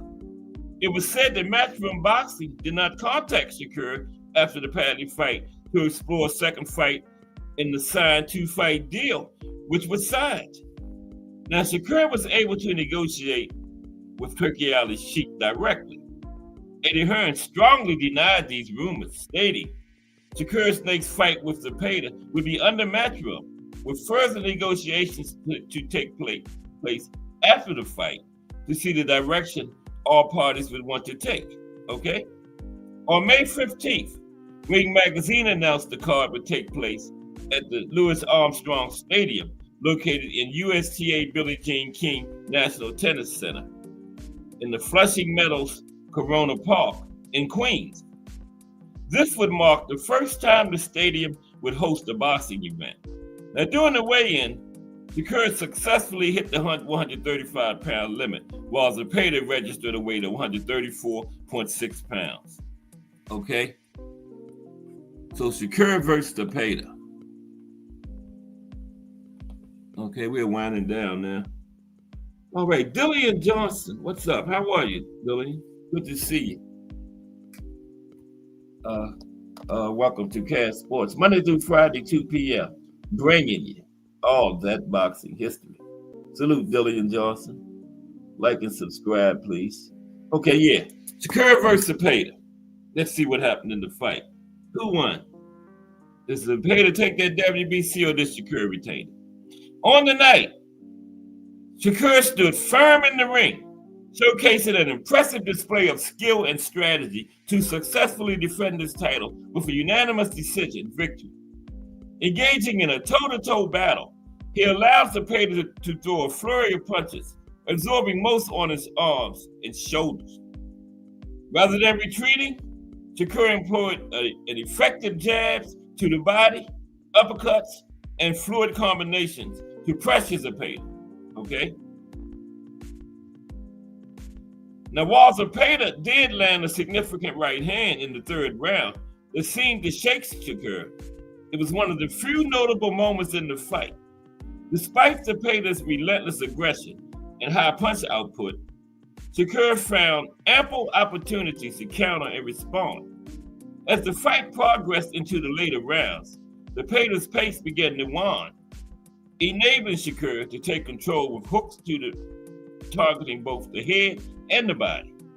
Although Zepeda was never seriously hurt, he fell behind against the precision of Shakur, who clearly outperformed him throughout the fight.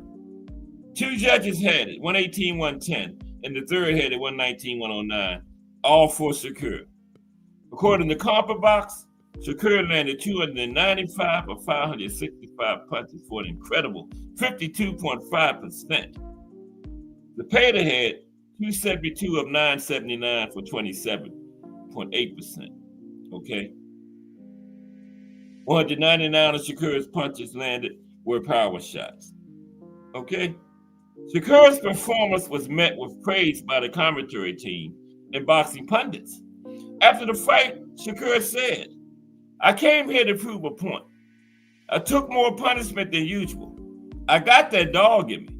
At the end of the day, I told you all, whatever it takes to get the job done, I got that dog in me. I'm not a puppy. I'm not a poodle. I'm a tough guy. So I got dog in me." Shakur was one of few boxers who were being watched closely following Turki Al-Sheik's comments in May on there being no more Tom and Jerry fights. Okay, so then, now, they're talking about super lightweight now, right? Yeah, we coming to the end. Landing the plane. There's him and T.O. That's supposed to be on deck. So let's talk super lightweight. He hasn't fought at super lightweight yet, but let's talk about that. Super lightweight, okay? On September 1st, 2025, it was reported that Shakur had agreed terms to move up in weight and challenge WBO super lightweight champion Teofimo Lopez, okay? In January of 2026, that's a few months away. Now, both boxers had actively engaged in social media and shown interest in the fight against each other, right? Now, the fight was expected to be part of a Premier Boxing Champions card and backed by Turki Al-Sheik. Both expressed excitement for the matchup during the Crawford-Alvarez fight in Las Vegas. Shakur was aiming to capture a fourth division title. Now, while the Barclays Center in Brooklyn was the likely venue for the matchup, it was stated The Shakur's camp preferred Madison Square Garden to avoid Teofimo's hometown advantage. On November 5th, just a couple of days ago, which was November 5th was Tuesday, right? Wednesday. On Wednesday, it was reported that negotiations were advancing positively regarding the fight. A potential date was identified as January 31st, which would strategically place the event between the NFL Conference Championship games and the Super Bowl, potentially increasing its visibility and viewership. Yeah, that would be excellent. That weekend in between, that would be an excellent date. Okay, a quick look at his personal life. Then we're going to get some link time, okay? Quick look at Slick Shakur Stevenson's personal life. That's right. Shakur don't have no nickname, so I gave him one. Slick Shakur Stevenson. Personal life. Now, Shakur is the son of Malachor Stevenson and is the eldest of 9 siblings. His father, Alfredo Rivera, was not involved in raising him. His father died of a heart attack on September 29, 2019. Shakur is engaged to Lyric Braxton, a rapper and singer who performs under the name Young Lyric. Their first child, a daughter, was born in December 2021. Okay.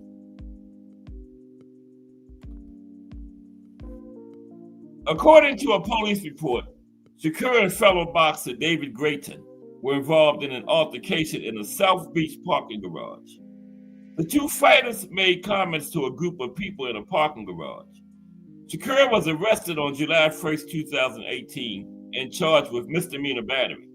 On June 18th, 2019, Shakur agreed to a deal where the charges would be dropped after 1 year of probation and 50 hours of community service. He had already paid the victims' medical expenses. And there you have it, the life and career of Slick Shakur Stevenson. I'm going to put the link in there now. Everybody is welcome to hit the link. You know, we're going to chop it up about Shakur, the fights tomorrow, whatever y'all want to chop. Anybody want to hit the link and chop it up? Come on down. We're going to talk about the fight, Shakur, the fight tomorrow, anything else. You know, that y'all wants to talk about. Okay, Al Booker said, let me see. What Al Booker said? You said they're talking about doing Shakur versus Teal doing. No, the week between the Super Bowl and the conference championship, Al Booker. You know how they had the conference championships and then they had a week off, then the Super Bowl, that weekend in between. Y'all said that would be beautiful. To have it then, yeah. Because, you know, they always had a week in between the conference championship. Then you get the 2 Super Bowl teams. And they take that week in between. And then they have the Super Bowl. Yeah, so have it in between. Brooker said doing the halftime show.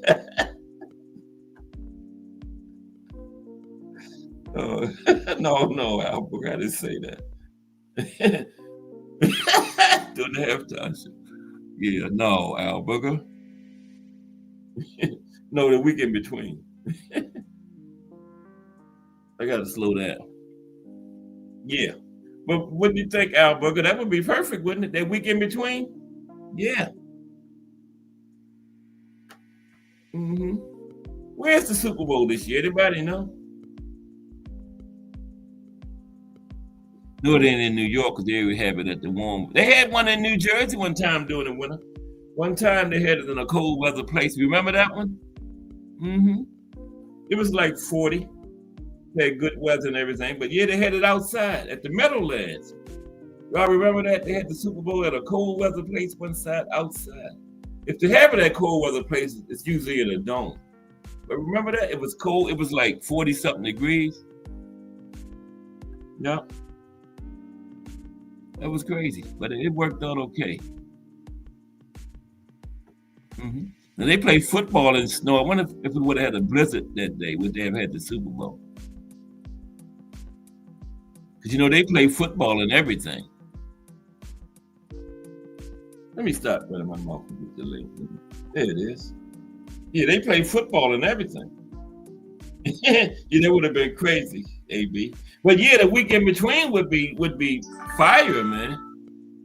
You know, that Sunday or Saturday in between the conference championship games and the Super Bowl. Yeah, that would be fun. Okay, and tell somebody to hit the link. This is what I want to do. Look at Shakur was at lightweight. Let's look at the top 10 at lightweight. Okay. Top 10 fighters at lightweight right now. Still got Shakur in there because he hadn't went up yet. Until you fight at the next weight class, you still in the other one. Right? Oh, come on, man. Yeah, so he's still at lightweight right now. Let's look at the top 10 lightweight fighters. Let's look at Shakur. It's still a lightweight right now. Has he vacated the title yet or anything? I don't know.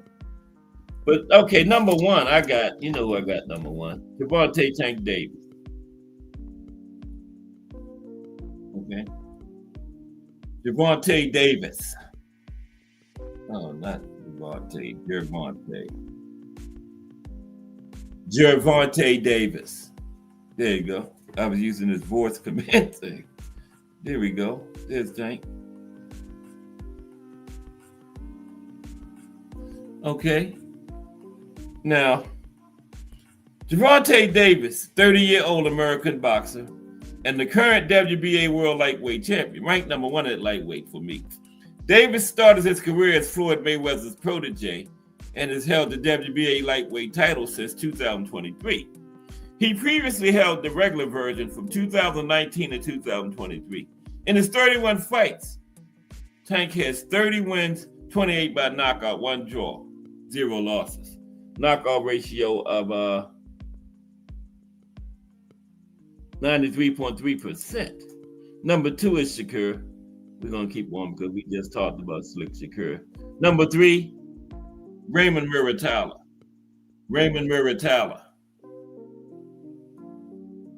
Yeah, number 3 on the Cash Sports Top 10 at lightweight. Now, Muratalla, nicknamed Danger, undefeated boxer and the current IBF lightweight champion. He has won 17 of his 23 fights by knockout. Muratalla, who fights out of Fontana, California, trained under Robert Garcia and competed on Southern California cards for years. He entered world title contention in May 2023 after knocking out Jeremiah Nakathila in 2 rounds. Currently, Danger is 23-0 with 17 knockouts. Ranked number 4, the Cat Sports Top 10 at lightweight is Andy Cruz.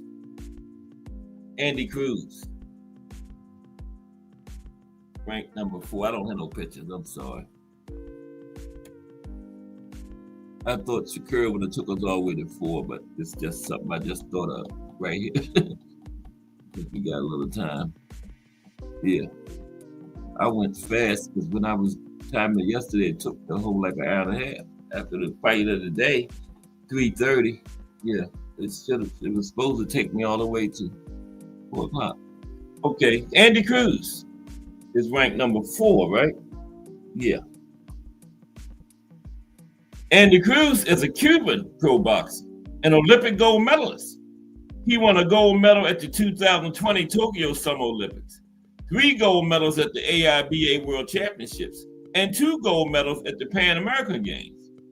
Cruz is also the IBF International Lightweight title holder.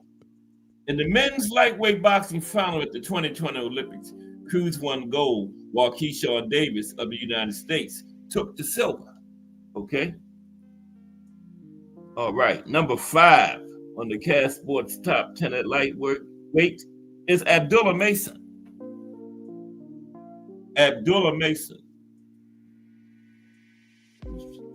Abdullah. Oh, yeah. And Cruz is currently 6-0 with 3 knockouts, right? Yeah, 6-0 with 3 knockouts. Abdullah is currently 19-0 with 17 knockouts, 89.4% knockout ratio. Abdullah Mason from Cleveland, Ohio, right? June 2025, the WBO ordered the fight between Abdullah Mason and Sam Noakes for the vacant lightweight title. Okay? Abdullah has previously fought for the NABO and NABF lightweight titles against Jeremiah Nakathila And Mason has also been featured on ESPN. Yeah, he got one. Sam Notes. It's this month, ain't it? Right? Number 6, Keyshawn Davis.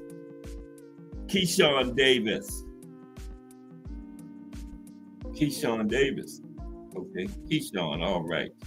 Keyshawn is currently 13 wins, no losses with 9 knockouts. We just going through a little top 10 at lightweight since we got a little time. Shakur cut off a little early. Okay, that's all. Booker said even with the draw, you got him number uno. Who tank? Yeah, still got a number uno. Al Booker. Mm-hmm. Yeah, yeah, still got a number 1. Mm-hmm. Now Keyshawn Davis, a little bit biased, you know. Keyshawn Davis, also known as the businessman in the ring, he's an American pro boxer and former WBO lightweight champion. He held the title from February to June 2025.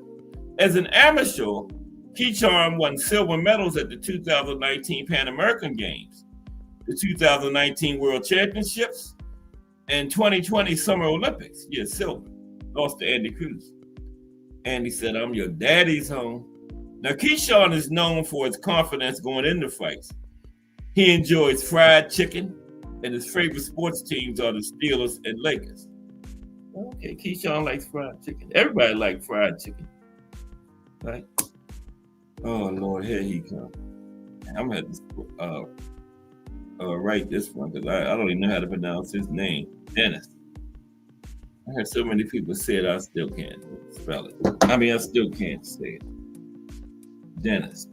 What happened to Thomas Hill?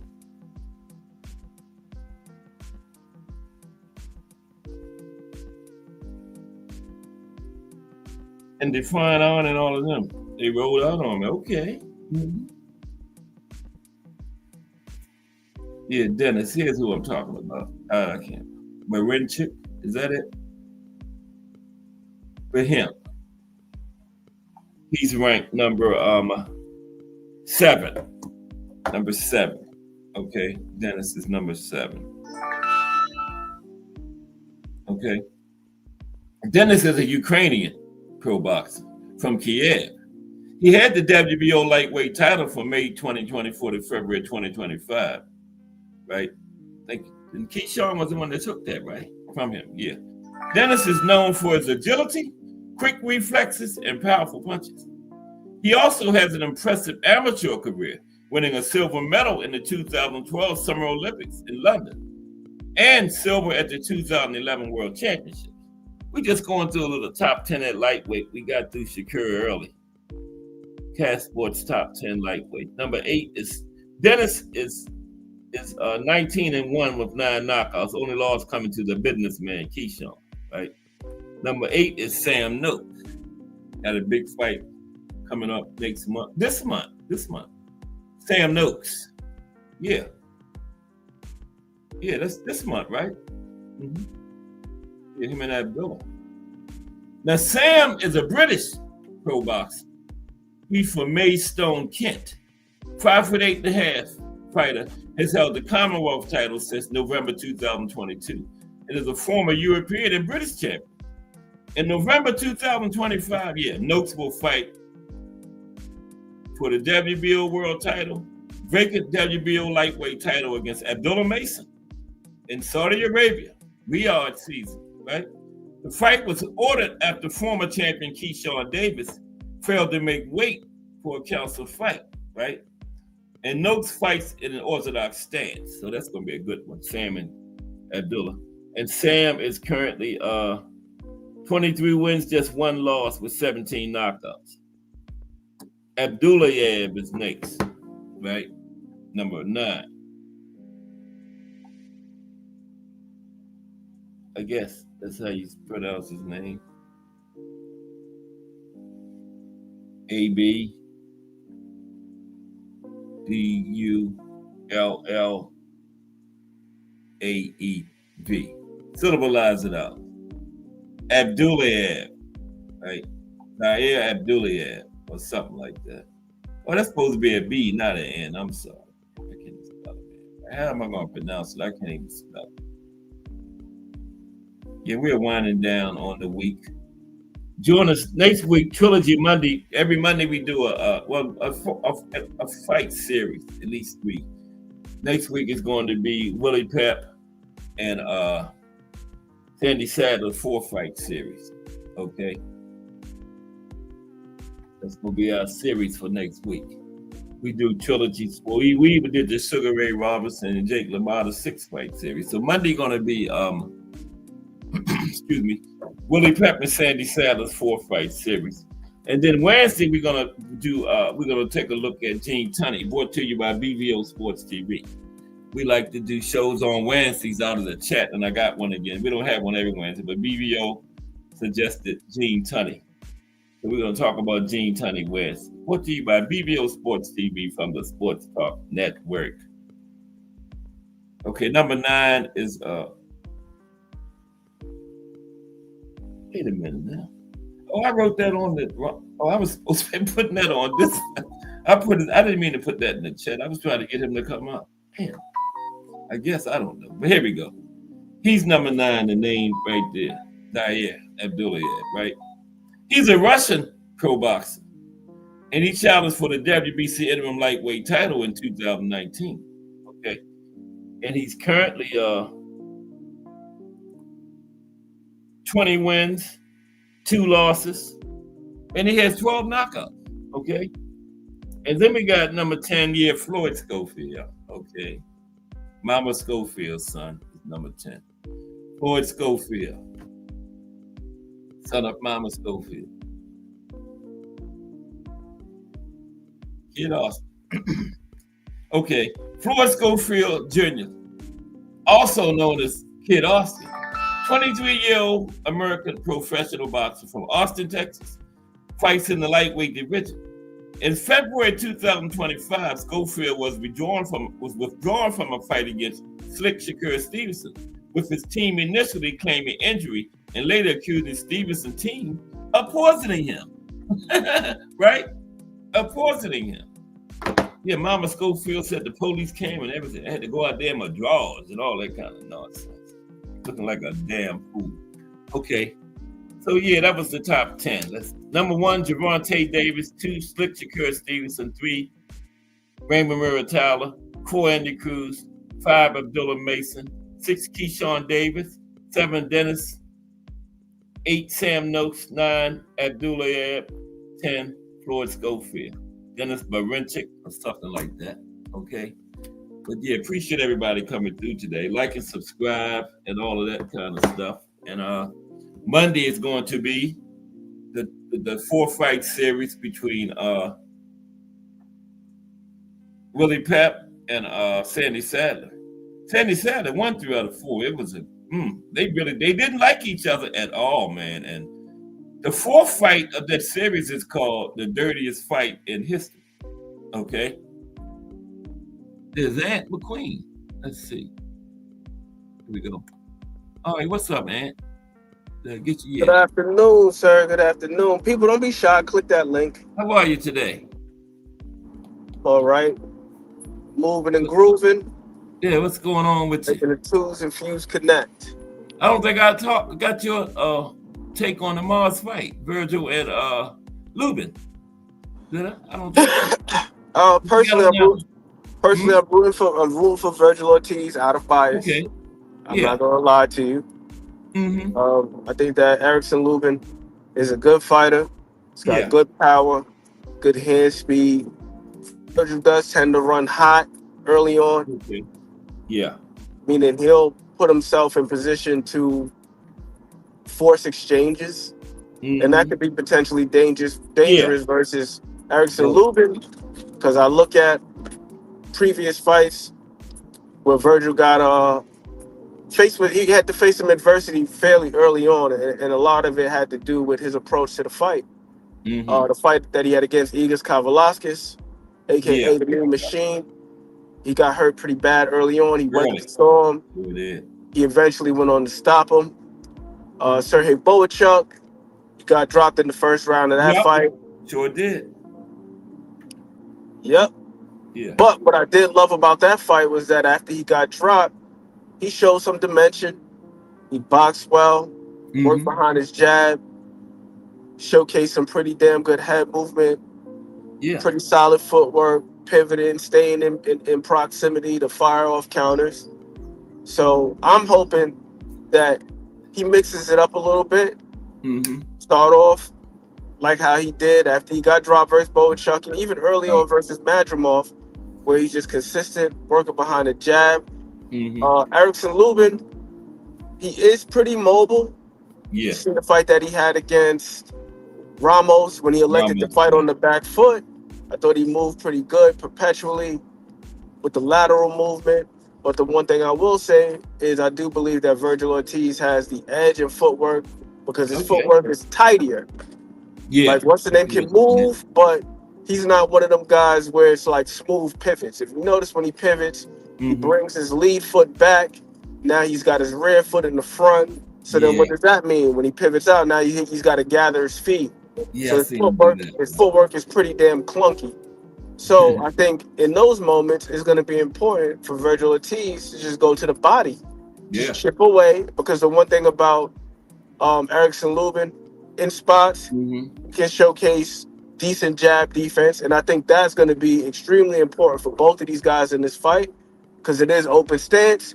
You got Right. an orthodox fighter, a southpaw fighter, so these guys are going to have to do their best to win the lead hand battle, which is who can dictate the range, the pace, and where the fight takes place with the jab.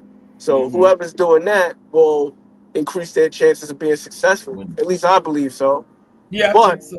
I agree with that. I'll say Mm-hmm. this: I think that Virgil Ortiz, with the versatility that he shows that he has in his Mm-hmm. toolbox defensively, I Yeah. think that he does a better job of defending the body, just making himself compact. Erickson Yeah. Lubin, He he does. keeps his hands pretty high and he gives up a lot of body shots. So I think that is going to be important for Virgil. Again, work the jab, not just to the head, also to the body, To the stab him body. down there. And then when he pivots out, like I said, his footwork is pretty clunky, Lubin that is. So look to steal some shots. Hit him on the hips Mm-hmm. when he's pivoting out. Hit him to the body, to the liver when he's pivoting out. You know what I mean? Just touch the body Yeah. as frequently as you possibly can and just grind him out. I don't think that he should go out there and look to just press him out and try to stop him. He could run the risk of running into something, especially if he tries to walk him down behind the high guard because Yeah. Lubin does have the longer reach by, I believe, 4.5 inches. So Ooh. that means that if he goes in there just trying to walk him down on the seek and destroy mission, he could get walked into something. Um, Yeah. He sure Possibly could. an uppercut because you know the high guard does have his vacancies underneath That's and right. around the guard. Yeah. So don't just Mm-hmm. run up in there and press the issue. Do it with intelligence, do it methodically, do it steadily. And like I said for Ortiz to stab to the body because Lubin does leave the body open. I think it's Mm-hmm. going to be imperative for Lubin to try to run him into a shot. Mm. Take that weakness and try to buttress it and turn it into a strength as much as he can. So if he reaches for the body, maybe you meet him there with the uppercut. If he Right. reaches to the body, maybe you come over the top. But that's wishful thinking because I haven't seen Lubin do that with any type of consistency. I was Mm-hmm. watching his last fight with Holmes last night, and Holmes was able to get his hand in the cookie jar quite frequently. You know what I mean? Like Yeah. to the bread Mm-hmm. basket, and Right. Lubin wasn't making him pay for it. He was just absorbing the shots. Mm. So if he can find a way to counter over the top or meet him there with the uppercut, I mean, hell, you seen it happen to him versus Charlo. Yeah. Early It sure on did. versus Charlo, he was trying to change levels. What did Charlo do? Mm-hmm. Charlo met him there with a short little right hand, Got and that caught. ended the fight. Yeah. Yep. So maybe him being the more experienced guy, being a veteran guy, he could reverse the tables now and run him into something like Charlo did to him With him. early on in his career. Now, T.O. was saying something yesterday about Lubin keeps his head on the line too much. Have you Yes, he seen that? does. Yeah. He keeps his head on the line quite a bit. Mm-hmm. But I think it's because with the range that he has, he's got pretty Yeah. long arms, close Right. to a That's true. 75-inch reach. He looks to control range with his feet, and he doesn't really get his head off the line too frequently. Against Yeah. Holmes, he did do it in spots, so it's not that he's incapable. I think it's more habitual than anything. And he's It going to is. be in there with a new coach, in Keiko Roma, if I'm not mistaken. Oh, okay. I He was was wondering if previously trained by Kevin Cunningham. Kevin Cunningham. Yes, we were saying yesterday. Okay. You got a new trainer for this one, huh? New coach for this, so maybe that's a point of Okay. emphasis in camp. Hey, champ, we need you to get your head off the line a little bit Yeah. more, especially against a guy that's aggressive. Maybe we can look Like to Virgil, punch yeah. in between his shots and counter him. Mm-hmm.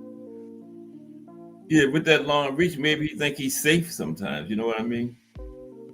Like keeping it there like that. Yeah, Keeping him out absolutely. of It's range. long reach. I got the guy at Yeah. bay. I don't got to get my head off the line. I Right. think that's a fair assessment. Yeah. I would say so. Mm-hmm. I would Yeah. say so. And against Holmes, he did get his head off the line a few times. There were a couple of instances in which he did, but for the most part, he's kind of upright, hands Yeah. high. Even his guard is a little bit, just a tad bit wide. He doesn't really keep his guard really too tight. Mm-hmm.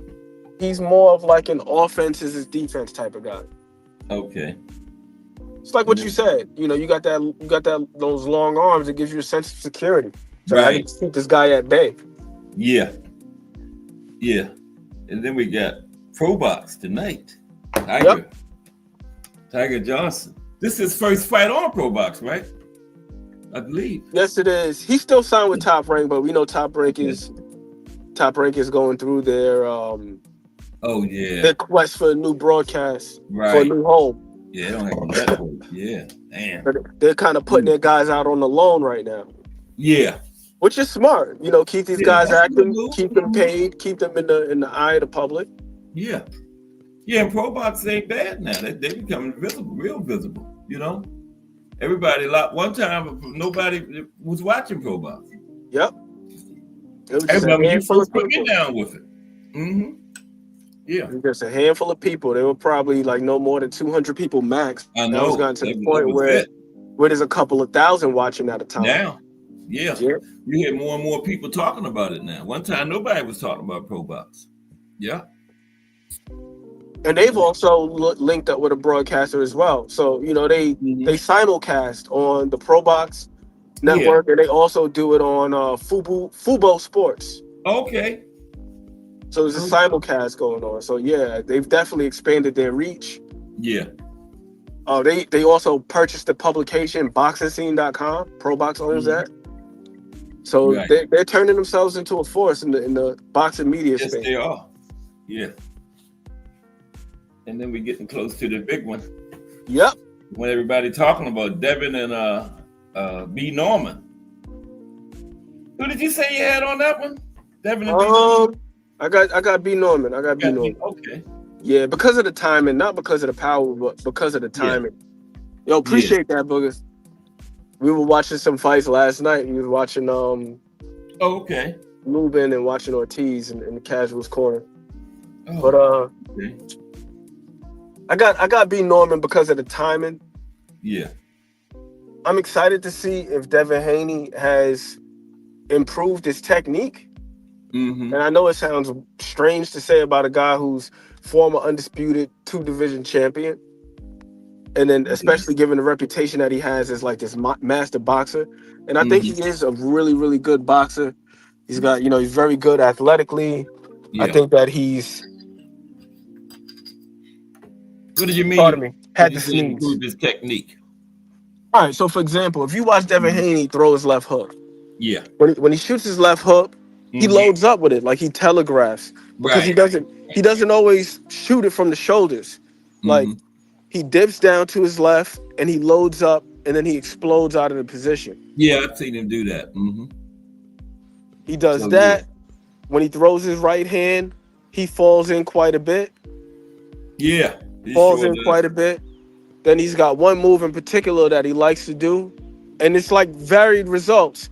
Where he'll throw his right hand, but then he'll square up in front of the opponent and he'll attempt to roll out weak side. But the issue with rolling out weak side is that if the guy times you, especially if you got your hands down, now you run the risk of getting hit with a left or a right because you're in position for it. Easel hand. Yep. And that's against an orthodox fighter, close stance. Now, if you were to escape strong side, which is underneath the guy's right hand, Hmm. now this guy got to pick up his feet and reset. Right. Yeah. It's like when you see Floyd do that pull counter. Like if you like a perfect example of that would be Floyd's pull counter versus Marquez. Like Hmm. he threw, he did the pull counter. Like you Yeah. pull, throw the right hand, and then he Right. rolled out underneath Marquez's right. Right hand. Yeah. And then now Marquez has to pick up his feet and turn around to try to find him. Yep. To catch him. Yeah. Got to reset. Yeah. Our booker said, "Are you breaking down Haney and Norman Jr.?" I know eventually. Yeah. You're gonna. When is that? The 22nd, right? 22nd. Yeah, Yeah. man, Booger, we got to go over that again because Yeah. the original stream that I did, I Mhm. end up looking at something from PBC, Yeah. so they end up hitting me with a copyright strike. Oh But man. but the Haney Norman shouldn't be a problem so long as we're using like top rank footage and all that stuff because they Yeah. generally don't care. Okay. Yeah. When PBC hit you. Yeah, Wow. PBC will hit you in a heartbeat, man. Yeah, the final artist said somebody got him last week.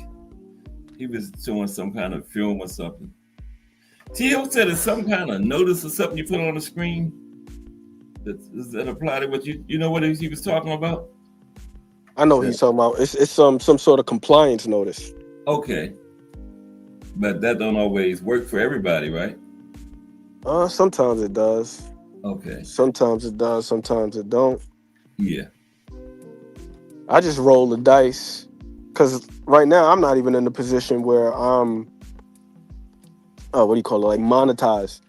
Yeah. So I'm like, hell, I might as well just rock out. If I want to show something, I'm gonna show something. Right. What can they do? If they knock me for it, they knock me for it. I just reset. Yes. It's not like I'm losing That's money. all. So That's right. Yeah. That's reset, like you said. Yeah. Yeah. But Brian Norman, Devin Haney, I'm excited for that one. I I know. think that Dev looks phenomenal right now. Did you see that Mhm. photo of him today? No, I didn't see that one yet. I'm gonna have to The check guy, that. the guy looks like an action figure. And I know the muscles don't win fights, but Yeah, I'm 'cause just saying I think that his team, whoever's doing his strength and conditioning, I think that they're doing a really good job with him. The only yeah, thing that I would say is I think they probably should have had him work on his calves just a little bit more, just for mhm, to balance out his legs. yeah, Because they did do some work on his legs. I was looking at his quads. He's looking strong. Dude's looking healthy. yeah. This is a new weight class for him, you know. Yes, it 140. is. Yes, it Wow. is. I mean, by technicality, because his last fight was at 144, so Yeah, that's that's true damn too. near 147 anyway. Anyway, that's right. That's very true. So yeah. But So I'm yeah. excited for the fight. I'm going with what's the name? I'm going with B Norm. Mm. And again, Stoppage. I think he could possibly get the stoppage. I think he Okay. can. But I'm right now probably would lean towards the decision. And I Okay. think that Mm. it could very well come down to just again, the technique. That's what Yeah. I'm very, very curious to see with Dev. And I heard something today Mhm. that's it's equally encouraging, and I'm like, oh, okay, now that makes sense at the same time. He made a comment on his On the Ground. I'm not sure if you've seen that series, On the Ground.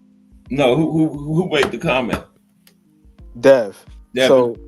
So On the Ground Okay. is the Zone's version of 24/7.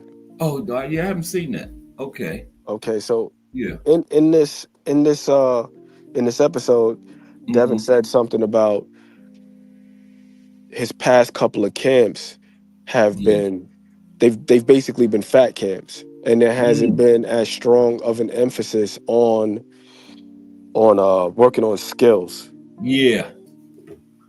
Damn. Yeah, so I was just like, that kind of makes sense as far as like what I've been seeing. Yeah, it does. The fat can part. Yeah. because once again, I just want to say this about Devin Haney. I think that Devin Haney is really good tactically. Like he'll hold when he needs to, and I'm not even Mhm. knocking him because clinching is a lost art in today's boxing. Hell, That's there was right. a It's fight. part of There it. was a fight Yeah, you can't be probably scared about. to clinch. You can't be scared to clinch. There was a fight Mhm. about 2 weeks ago with these two guys. I can't remember what their names were. There's a black guy Yeah. and I think like a Hispanic guy.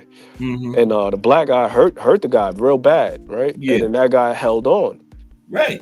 And then the black guy gets hurt. He doesn't hold on. See. Hmm. It's like, man, you got to disrupt that. This guy And, is and what basically happened? You end up walking you getting down like stopped. he ended up getting stopped. And it all Yep. happened in the first round. Wow. Yeah, clinching is part of the game.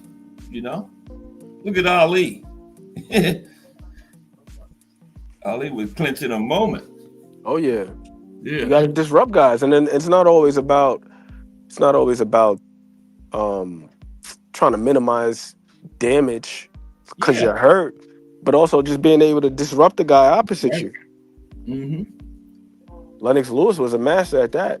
Yeah. Yes, he was.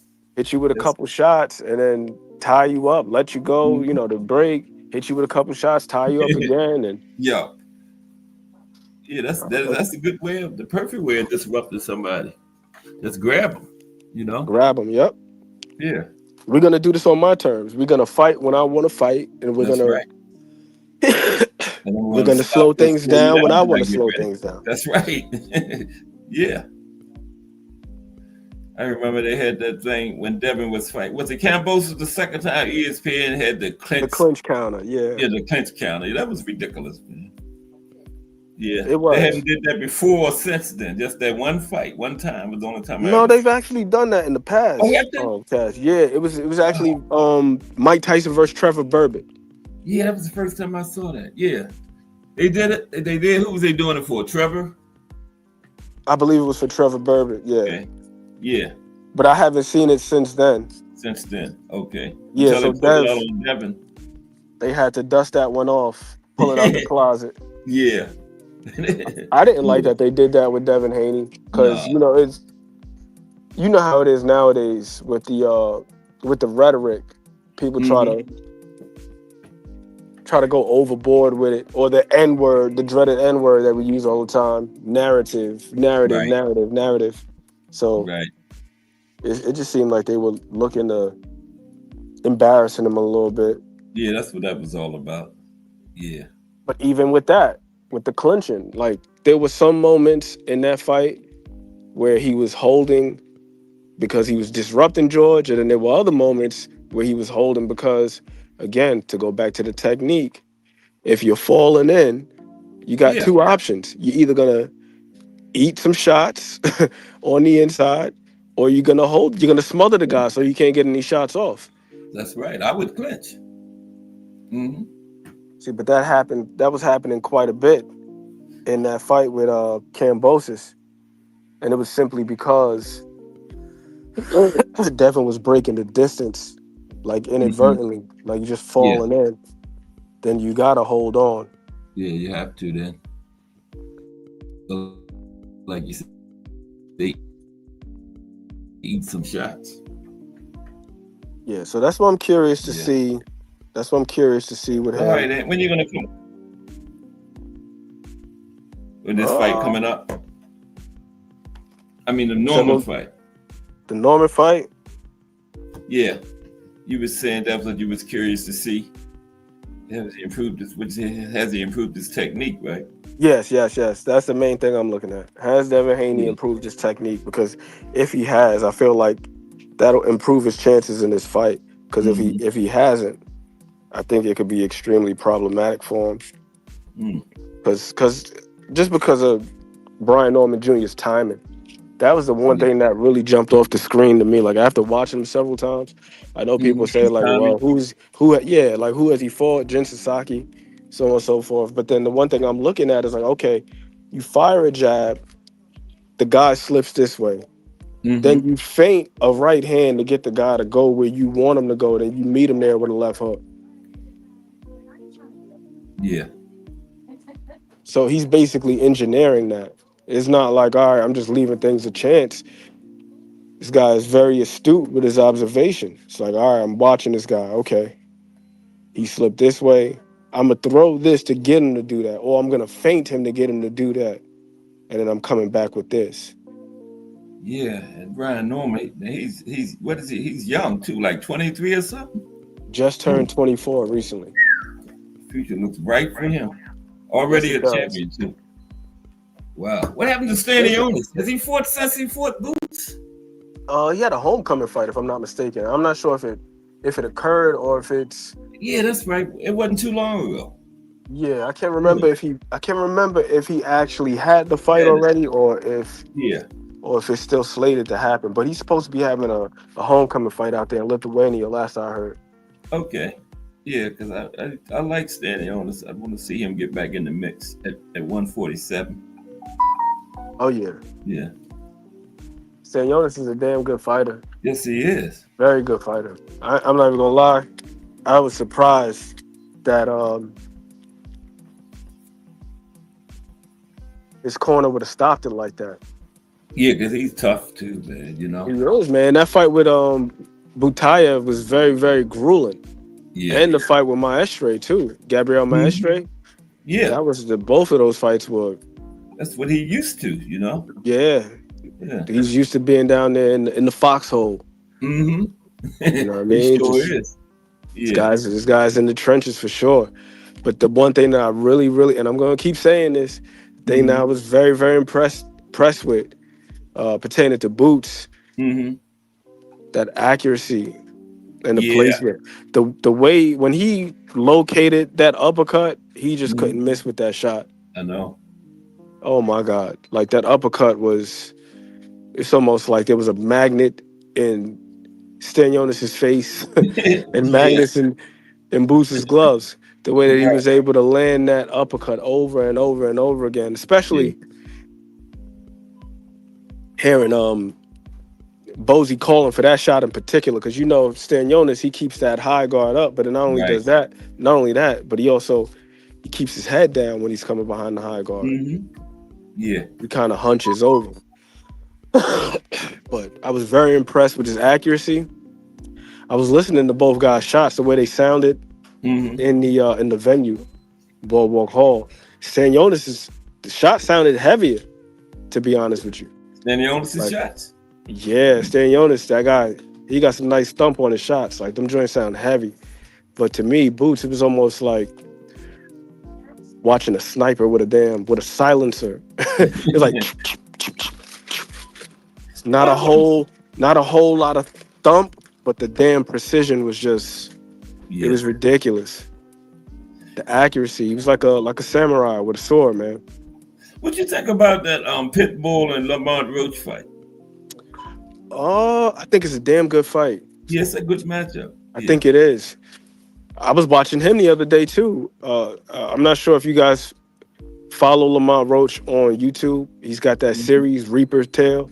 Maybe just for eggs. I like that, man. He's looking strong. They're putting a huge emphasis on the legs. If you go watch the latest episode, I think it was episode 2. Yeah. What's the name of it? Reaper's Tale. Okay. It's on Lamont Roach's YouTube page. Okay. And it's a behind the scenes look at the preparation for the fight. Okay. He's doing like leg extensions, leg curls, and all this stuff. Just working on his legs. Doing all right. You picking Roach? Yeah, I'm picking Roach in that one. Okay. I'm picking Roach because of the versatility. Yeah. The versatility. I mean, Pitbull. I think Pitbull's a good fighter. I think he's actually a tad bit underrated. Honestly, and I even underrated him myself because I had him pegged as just this. Yeah, this is separate. I had him pegged as just this brawler, but I noticed like Pitbull, when he's actually locked in, he's actually got pretty damn good timing on his counter overhand. So okay, so there's a little bit of a method to the madness. Selfishly, I would like to see him use his jab a little bit more. I feel like he doesn't use it as much as he possibly could. In that fight that he had with what's my man's Right. name? Giovanni Cabrera. Oh, Cabrera. Okay. Yo, Cabrera was moving around, and when Pitbull was actually utilizing his jab, he was able to touch Cabrera several Mm-hmm. times. He was able to Yeah. touch Cabrera almost with ease. And I'm like, yo, why is he not doing this? Like, why is he not using the jab more frequently? Right. So, but I'll also say this. You know, you just look at the dimensions. If I'm not mistaken, Pitbull has like a 62-inch reach or something like that. Yeah. So with that guy, you already know how he feels as though he has to come, which is Come yeah, forward. Yeah. just got to come forward That reach. and look to just kick the door off the hinges. That's how he Mm-hmm. fights. Yeah, but he That's how got he that fights. chin tucked behind that hard guard pretty good though, you know. Yes, he does. Yeah. That's part of I'm in my the life. mood. Yeah, me That one too. all covered up. Yeah. He keeps the chin tucked. Mm-hmm. But I think that if he were to be a little bit more artful in his approach, Yeah. that he would be able to get the result that he's looking for up Mm-hmm. there at 140, because he expends so much energy just trying to close the gap and wailing away. But it's like, Yeah. man, like let's say if he were able to play possum at times, take a little step back, get the taller guy to give up his reach and fall in and then counter. Mm-hmm. But he Yeah. doesn't do that. He No, he doesn't. press. And I Yeah, think that's that's solid. why we haven't seen him stop too many guys since being at 140. He's been doing some work, doing some good work, but he hasn't really been getting the stoppages. I don't think that it's a lack of power, it's a lack of deception. Yeah, If everybody knows how you're gonna come, then they can brace for it. that's right. Yep. This he got a 65-inch reach. Wow. For Pitbull. And Lamont Roach, I think he's got an underrated jab. He's got a really firm grasp on control and all. So these birds are going crazy. He's got a firm grasp on like pace and just Yeah. fighting in areas that are gonna benefit him. Okay. And his positioning too. I really like Lamont Roach's positioning over the last couple of fights. Like he's been Mm-hmm. very particular about that. Like I like the what's her name? I like the lead hand control and all that stuff. Yeah. Being able to push the guy where you need him. Mm-hmm. Lord Roach has he got 68-inch. Pitbull got 65. Okay, that's not too bad. That should be a good, interesting fight, though. That's a good matchup. Yeah. Let's see what happened. You still there? Yeah, I got Roach. Okay. Yeah, I can see that. We got some interesting fights coming up to close out the year. We got Bam coming up too on one of these cards again. Mr. Rodriguez. Yeah. Yeah. When you coming on again with the breakdown, Ed? I got to. Al Brooker was talking about how good the last one was. I've been missing. I don't know. Yeah. I was gonna get on a little bit earlier today. I was gonna get on Today? at noon. I was gonna get on at noon, but then I ended up hitting the app, the little Uber Eats app, and the deliveries popped up. I was like, let me take my butt outside, go make some money. Yeah. Okay. So maybe tonight, possibly. I don't know. Yeah, we'll be checking then. But yeah, man, Puma Martinez, Bam Rodriguez, that should be a good fight. I got Bam in that one.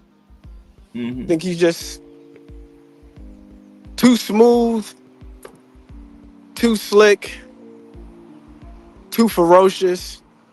Puma Martinez, he's no slouch, but he's another one of those guys where there's not really too much variance to his approach. Right. He gonna come forward, and he's gonna let his hands go. He ain't Yeah. really gonna faint. He ain't gonna set nothing up. He's just gonna come forward and fight. Yeah, he ain't gonna beat Bam like that. Mm-mm. Nah, you're not gonna be Not like Bam. There's not gonna be a lot of angles or any of that stuff. But he is going to come to fight. Yeah. Oh yeah, you That know he will that. do. Yeah, he coming to fight now. Oh yeah. He's no corn puff. That dude is gonna come in and fight. Mm-hmm. Look to handle his business. And then for the main event, I got David Benavidez. Yeah. I got David Benavidez for the main event on November 22nd. I think that Anthony Yard is a good fighter, but there's two things in particular that I'm just been hyper focused on. Mm-hmm. What are those? The development of David Benavidez's jab. Yeah. It seemed as though he had taken his conversation with Andre Ward to heart. I'm not sure if you've seen that episode of Art of Ward Mm-mm. where he was in the gym and Andre Ward was saying to him, like, yo, you can make the fight so much easier on yourself if Mm-hmm. you just improve with the lead hand. Right. Just working the stick. And then after you wear the guy down a little bit, you Mm-hmm. can start the barrage. You can start the two-handed attack. That's when you start putting your combinations together after you Yeah. wear the guy out. But early on, all you got to do is just work the stick and then take those opportunities to do a little bit more when they present themselves. But you don't got to force the opportunities. No. And They he was can get listening Yard very out. attentively. They can stop Yard. I think he can. Okay. I think he can because Anthony Yard, it's no secret. Everybody knows about his stamina in Yeah. fights. Now I've got a theory about that as well. I Okay. believe that it's two things that I look at with Anthony Yard with his stamina. One, the muscle. That is a Yeah. muscle-bound dude I know. at 175. Like he comes into the ring, he looks like he's trying to be Mr. Olympia or something on the Yeah. cover of Men's Health. Two is his jab defense. Mm-hmm. Now, I'm no doctor, so don't take my word on this. But I believe that Anthony Yard, he may have a like a deviated septum or something of the sort. Mm. So if the muscles need oxygen Right. and you've got issues with your nose, and the reason why I mention this is because if you go back and look at his fights, right? Mm-hmm. Nearly every time he takes a jab, he paws at his nose. Mm. Damn. More often than not, he takes a jab, he paws at his nose. Like I was noticing during the Kovalev fight, I was like, damn, why is he always wiping his nose? Then I watched his fights with Lyndon Arthur. Same thing. He eats a jab, he's wiping his nose. I'm like, damn, he's always wiping his nose. And you know the one thing about getting hit in the nose is that there's that what do you call it? Histamine release. Right. That's what makes your eyes tear up. When you get hit in the nose, you get hit in the Yeah.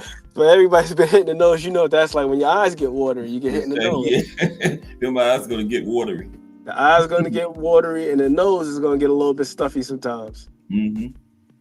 Because of that histamine release. So there's like that inflammation in the nose. Yeah. Yeah, I got Benavidez in that one too. Might stop him late. I think so. Mostly do. I think so. Mm-hmm. I do think he's got a puncher's chance, Anthony Yard, that is. Okay. But I feel like he's gonna have to be crafty. Because contrary to popular belief, David Benavidez, although he's a high volume fighter, he's not a wasteful fighter. He's not wasteful by any means. He's one of those guys where he may throw a lot, but he's not wasting anything. Mm-mm. And then not only that, but also he does a really good job of transitioning between punching and implementing physical controls. So he'll hit a guy with a shot, and then he'll pin their guard up so they can't throw anything back. He'll peel the guy's guard down, then he'll come over the top with a shot. He'll do that, then he'll frame him up with the forearm. Like he's very, very handsy. kind of like George Foreman. Like George Foreman was really, really good with his hands like that. Mm-hmm. Like he'll steer a guy where he needed him to go. Like, all right, I'm gonna move you over here, move you over here. Just be physical with you. Yeah. And David Benavidez is like that, but he's got hand speed, combined with that. So, yeah, I think that there's a very, very good chance that he can gas Anthony Yard. I don't think it's going to be one of those just, one punch highlight reel knockouts. I think he's going to gas him. I think that he can potentially overwhelm him. And if he works the body, chip away at that gas tank, you already know it's defective in a sense. Yeah, that'll pay off. Yeah. That'll pay off. Right.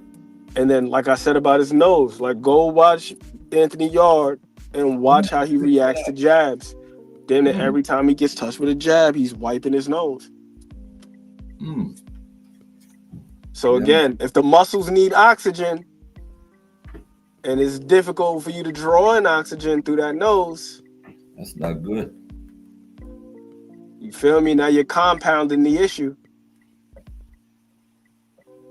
Muscles need that oxygen. The nose is struggling to provide it because it's all stuffy. Yeah. But yeah, jab him, work that body, and then just break him down. Yeah, I got him about 8, 9, get them out of there. Late middle rounds. That's how I see it as well. I don't think it'll be early. I don't think it'll be early. But I'm loving what he's doing with his jab. David Benavidez. Yeah, I'm looking at him on Instagram. This guy is he's throwing a jab in a myriad of ways. He's flicking it. He's working on the power jab.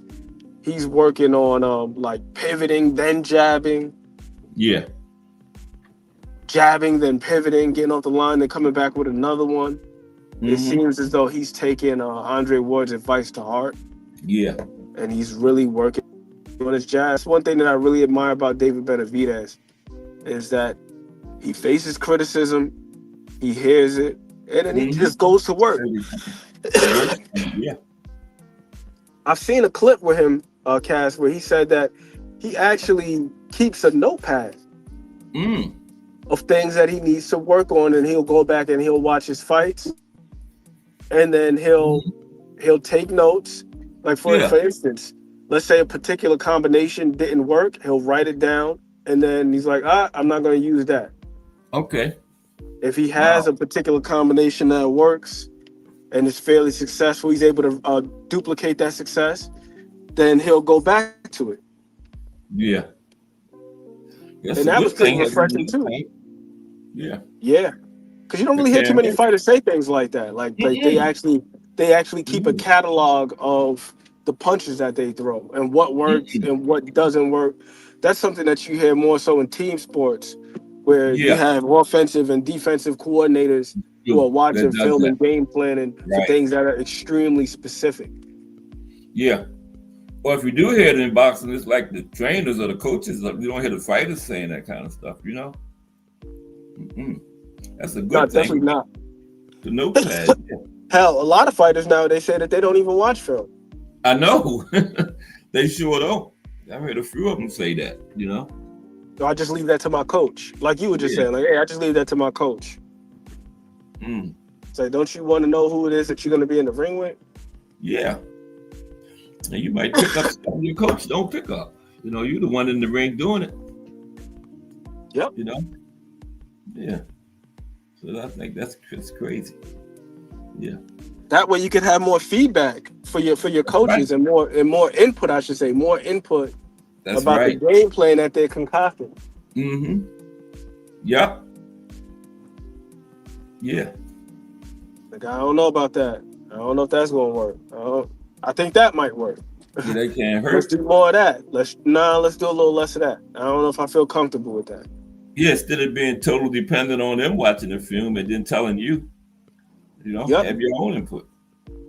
Can't hurt at all, Then you mess around, you get in there with the guy, and it looks a lot different, or the experience is different than what your coaches had been telling you. Right. And Yep. then you can't follow the marching orders as a result. There's that block. You see it happen. Yeah. Hey, go this way, do this, stay off the damn ropes. It's like, well, you're not in here taking these punches. That's right. Yeah. That's true. So while the game plan itself may not necessarily be a bad one, I don't know if I'm equipped to carry out the Right. game plan. You still got to execute it. That's Yep. right. So Yeah. sometimes we see guys lose a fight, and the game plan wasn't necessarily bad. It's Yeah. just, do you have the necessary stuff, both the physical attributes and the mental makeup and the marriage of the two to be able to execute? Mm-hmm. That's key. Yeah. Right? Yeah. Like a good example of that is Eddie Futch. Mm-hmm. Just think about Eddie Futch and his relation to Muhammad Ali. Muhammad Yeah. Ali got 6 losses. 5 of them came against fighters that were coached by Eddie Futch. Yeah. And all 5 of those guys have different styles. They Like sure most do. notably, like Norton and Frazier. Mhm. Frazier's 5'11" on a good day, much shorter arms. So he's got to get inside using the bob and weave. That's right. He's got to slip those jabs from Ali. You know, navigate the landmines and find a way to get on the inside by slipping it and coming underneath. Mm-hmm. Now Norton, on the other hand, he's a lot more physically imposing. He's like, what, 6'3"? Yeah. He had much longer arms, but he Yeah. doesn't necessarily have the agility that a guy like Frazier has. Frazier had. That's He right. doesn't have the agility to bob and weave and get underneath the jab. So what does he got to do? He's got to place more emphasis on the backhand, being able to pick Ali's jab off. One guy is going underneath, the other one is picking it off. But the game plan is still the same. We got to counteract the jab. But this guy is physically equipped to do it this way, and this guy is physically equipped to do it that way. Because I don't think that Frazier, having the shorter reach, would have been able to implement the same game plan that Norton did, and vice versa. No way. Mm-mm. But the game plan is still, not even just the game plan, but the objective, I should say. The objective is still the same. Counteract the jab. Right. You're going up against the same fighter. You just got to do it in Same different fight. ways. Yep. Yep. That's all. You got to do the same thing, but in a different way. Right. Counteract the jab. Mm-hmm. You come underneath it, you work on catching it and parrying it with the backhand and jabbing with him. Because you can jab with him because you got the length to do so. Frazier doesn't have the luxury of length, but he has the luxury of agility and quickness.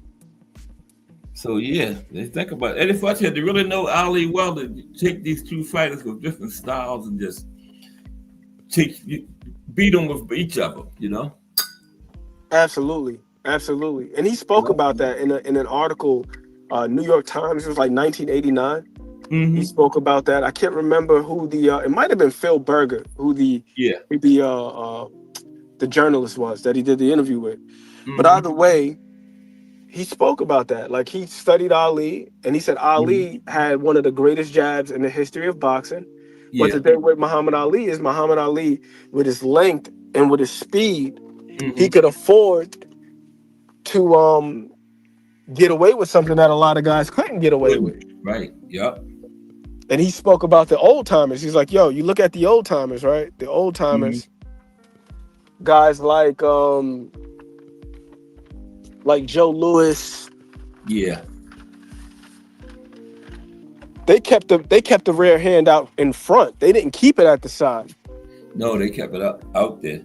Yeah. Like, you know how nowadays fighters, a lot of these guys, they work behind the high guard and they keep they hold the phone. The old timers didn't necessarily hold the phone. They kept the rear hand out front, and they were able to, pick off shots that were coming in. Yeah. A lot of guys nowadays had that lower rear. I mean, the other hand lower, Yep. But back in the old days, it was like a whole different stance almost. So he was saying with Ali, Ali didn't do it like the old timers. He did it a little bit more like how guys do it today. Yeah. Like Ali probably had the original, the quote unquote bow and arrow jab, like the same way that Devin Haney fires his jab. Mm-hmm. As far as the defensive responsibility, I should say the defensive mechanism, that aspect, like where the rear hand is placed, Yeah. like it was the same thing. And you see a lot of guys, they shoot their jabs like that nowadays, like Devin Haney, Richardson Hitchens, hell, Floyd Mayweather himself. He fires jab like that, like where the rear hand is off to the side as opposed to it being in the front, like the old timers. Mm-hmm. Yep. So Eddie Futch, he made note of that. He said Ali may have the faster hands, but if you fire with him, if you jab with him at the same time and keep your rear hand in the front, you'll be able to catch his jab, and he's just going to eat your jab because he keeps his hand all the way off to the side, or he's dropping it when he's throwing. Yeah, Norton had a pretty good jab too. He did, nice and firm. Yeah. Nice and firm. Why do you think it was that Norton had so much success with that overhand right against Ali? Okay. What was that question? What was it between their styles and Norton had so much success with that overhand right against Ali? I think a lot of it had to do with the experience that they had. Well, for one, they fought a number of times. That's and then also, before they fought the first time, they actually sparred. If I'm not mistaken, it was out there. It was out there in San Diego or something like that. It was out there in California, I think. I believe it was San Diego. Yeah. That's where Norton was living, and Ali was giving a speech at a college or something. Yeah, they did spar. Mm-hmm. And Eddie Futch knew then. He said that the work was really, really good.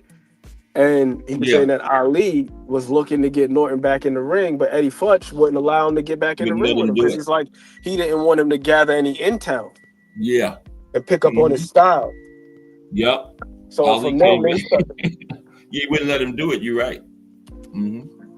Because I'm not gonna let my guy go back in there so you can get to know him and get familiar with his style. Because you have to fight sometime down the line. That's what Eddie told him. He said, next time my guy getting there with you, he's gonna be paid for it. Yep. Yeah. So I think it was that, and then also Ali with the jab. It was like everything started with the jab with him. Everything. Yeah. So with Eddie Futch knew how to counteract his jab and do it successfully, consistently. Mm-hmm. So it got to a point.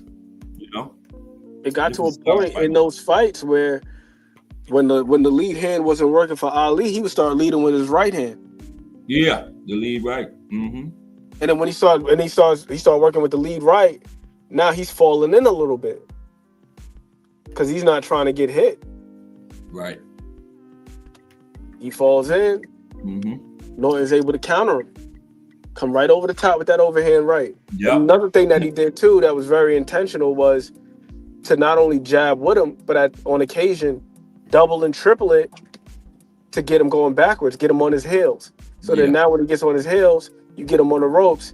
The instructions were very specific. Like, don't waste time trying to get him with headshots when you get him on the ropes. If you're going to go for a headshot, it has to be preceded by a series of body punches. Mm-hmm. So you get him to the ropes, work him to the body, and then if an opportunity provides itself upstairs, then you come up top. But don't just get him to the ropes and just start winging away. Like, that's like a waste. It is. Who was that Ali was facing? You know that one famous clip where he's in the triangle, like near the turnbuckle with his arms up on the ropes, and the guy's trying to hit him, and he's just wasting all of those punches, and Ali like wiggles his hips at him. Yeah, who was that? Man, who was that? I can't think of who. I know the fight. I know the exact fight you're talking about too. I think that was the first Ali, right? Before the exile. Is that what you're talking about? I think it might have been after. After? Okay. Yeah. After.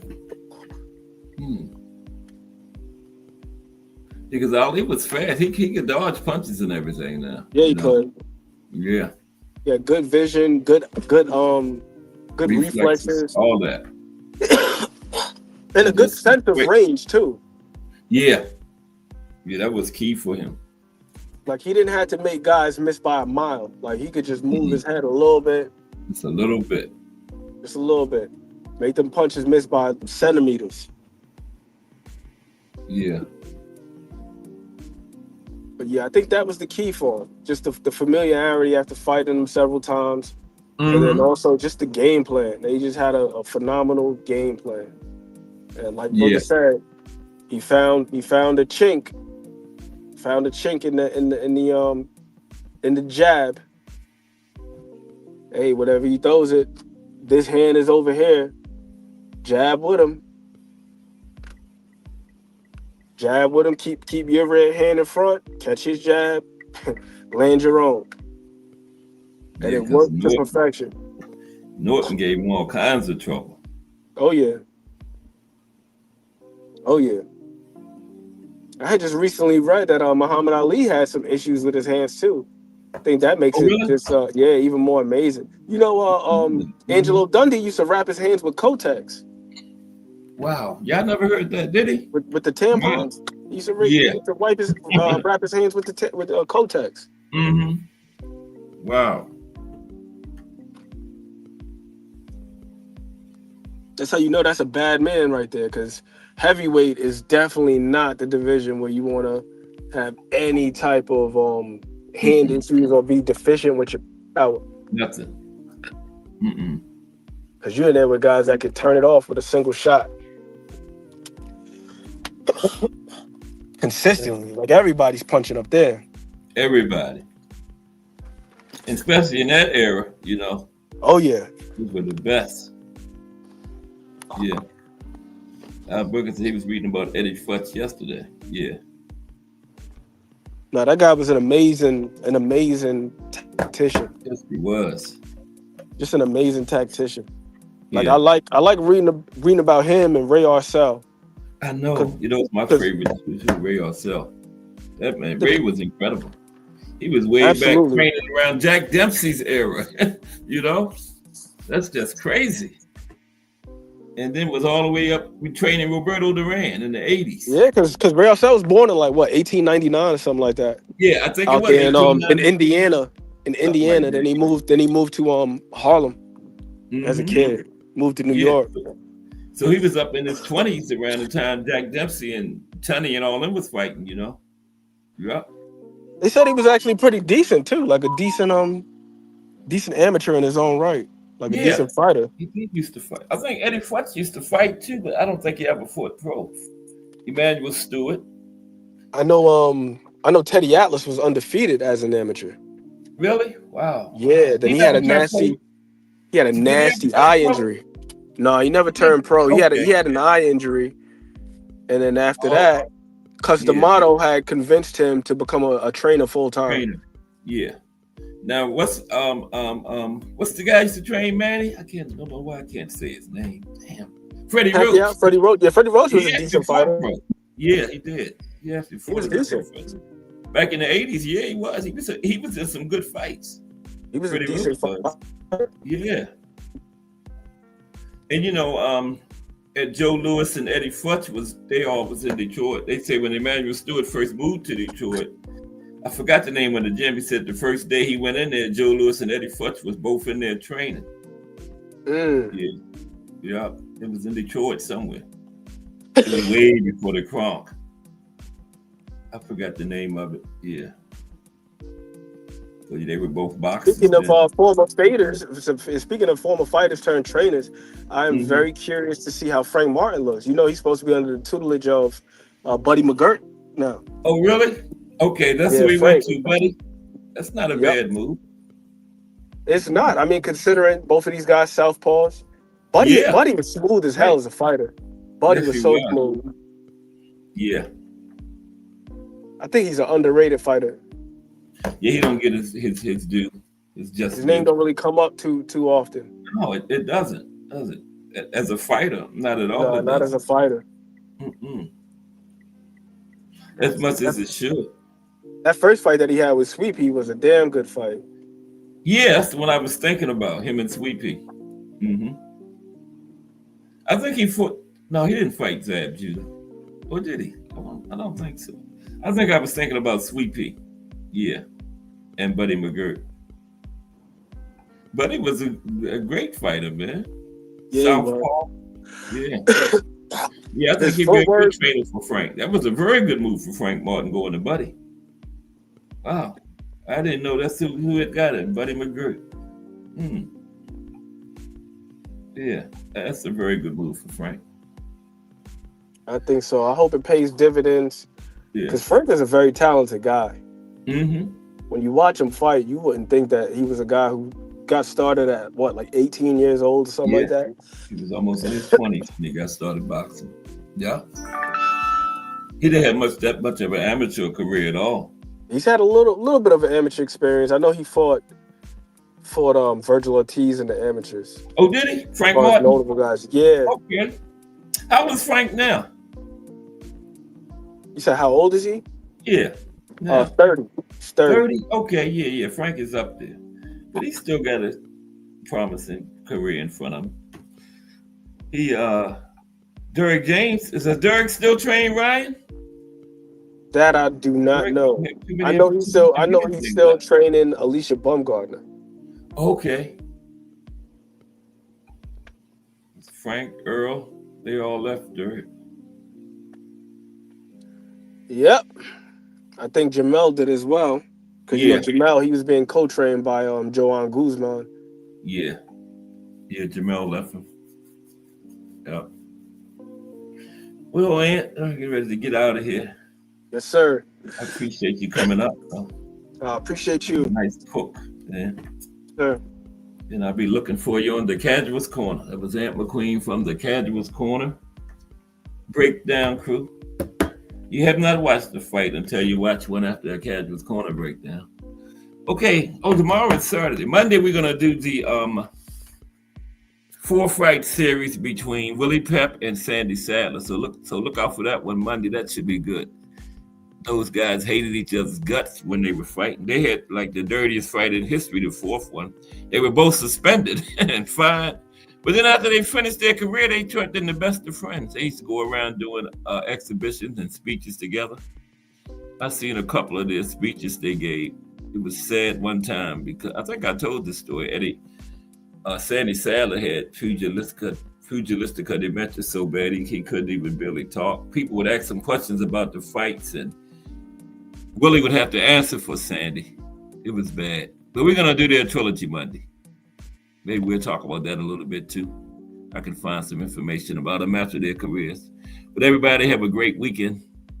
I know Just Do Boxing is in progress now. But I appreciate everybody.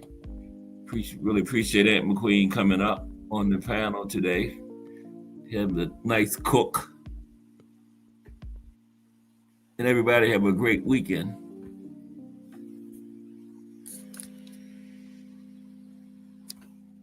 And we're gonna get out of here as soon as I couldn't find the cursor. There we go. But everybody enjoy your weekend. We got Virgil and Lubin tomorrow, so that should be good. That's a good matchup. A lot of people picking Lubin. I'm going with Virgil. Okay, I guess I've been saying that all week, but we'll see. But tonight, Tiger Johnson. That should be interesting. Pro box. But everybody have a great weekend.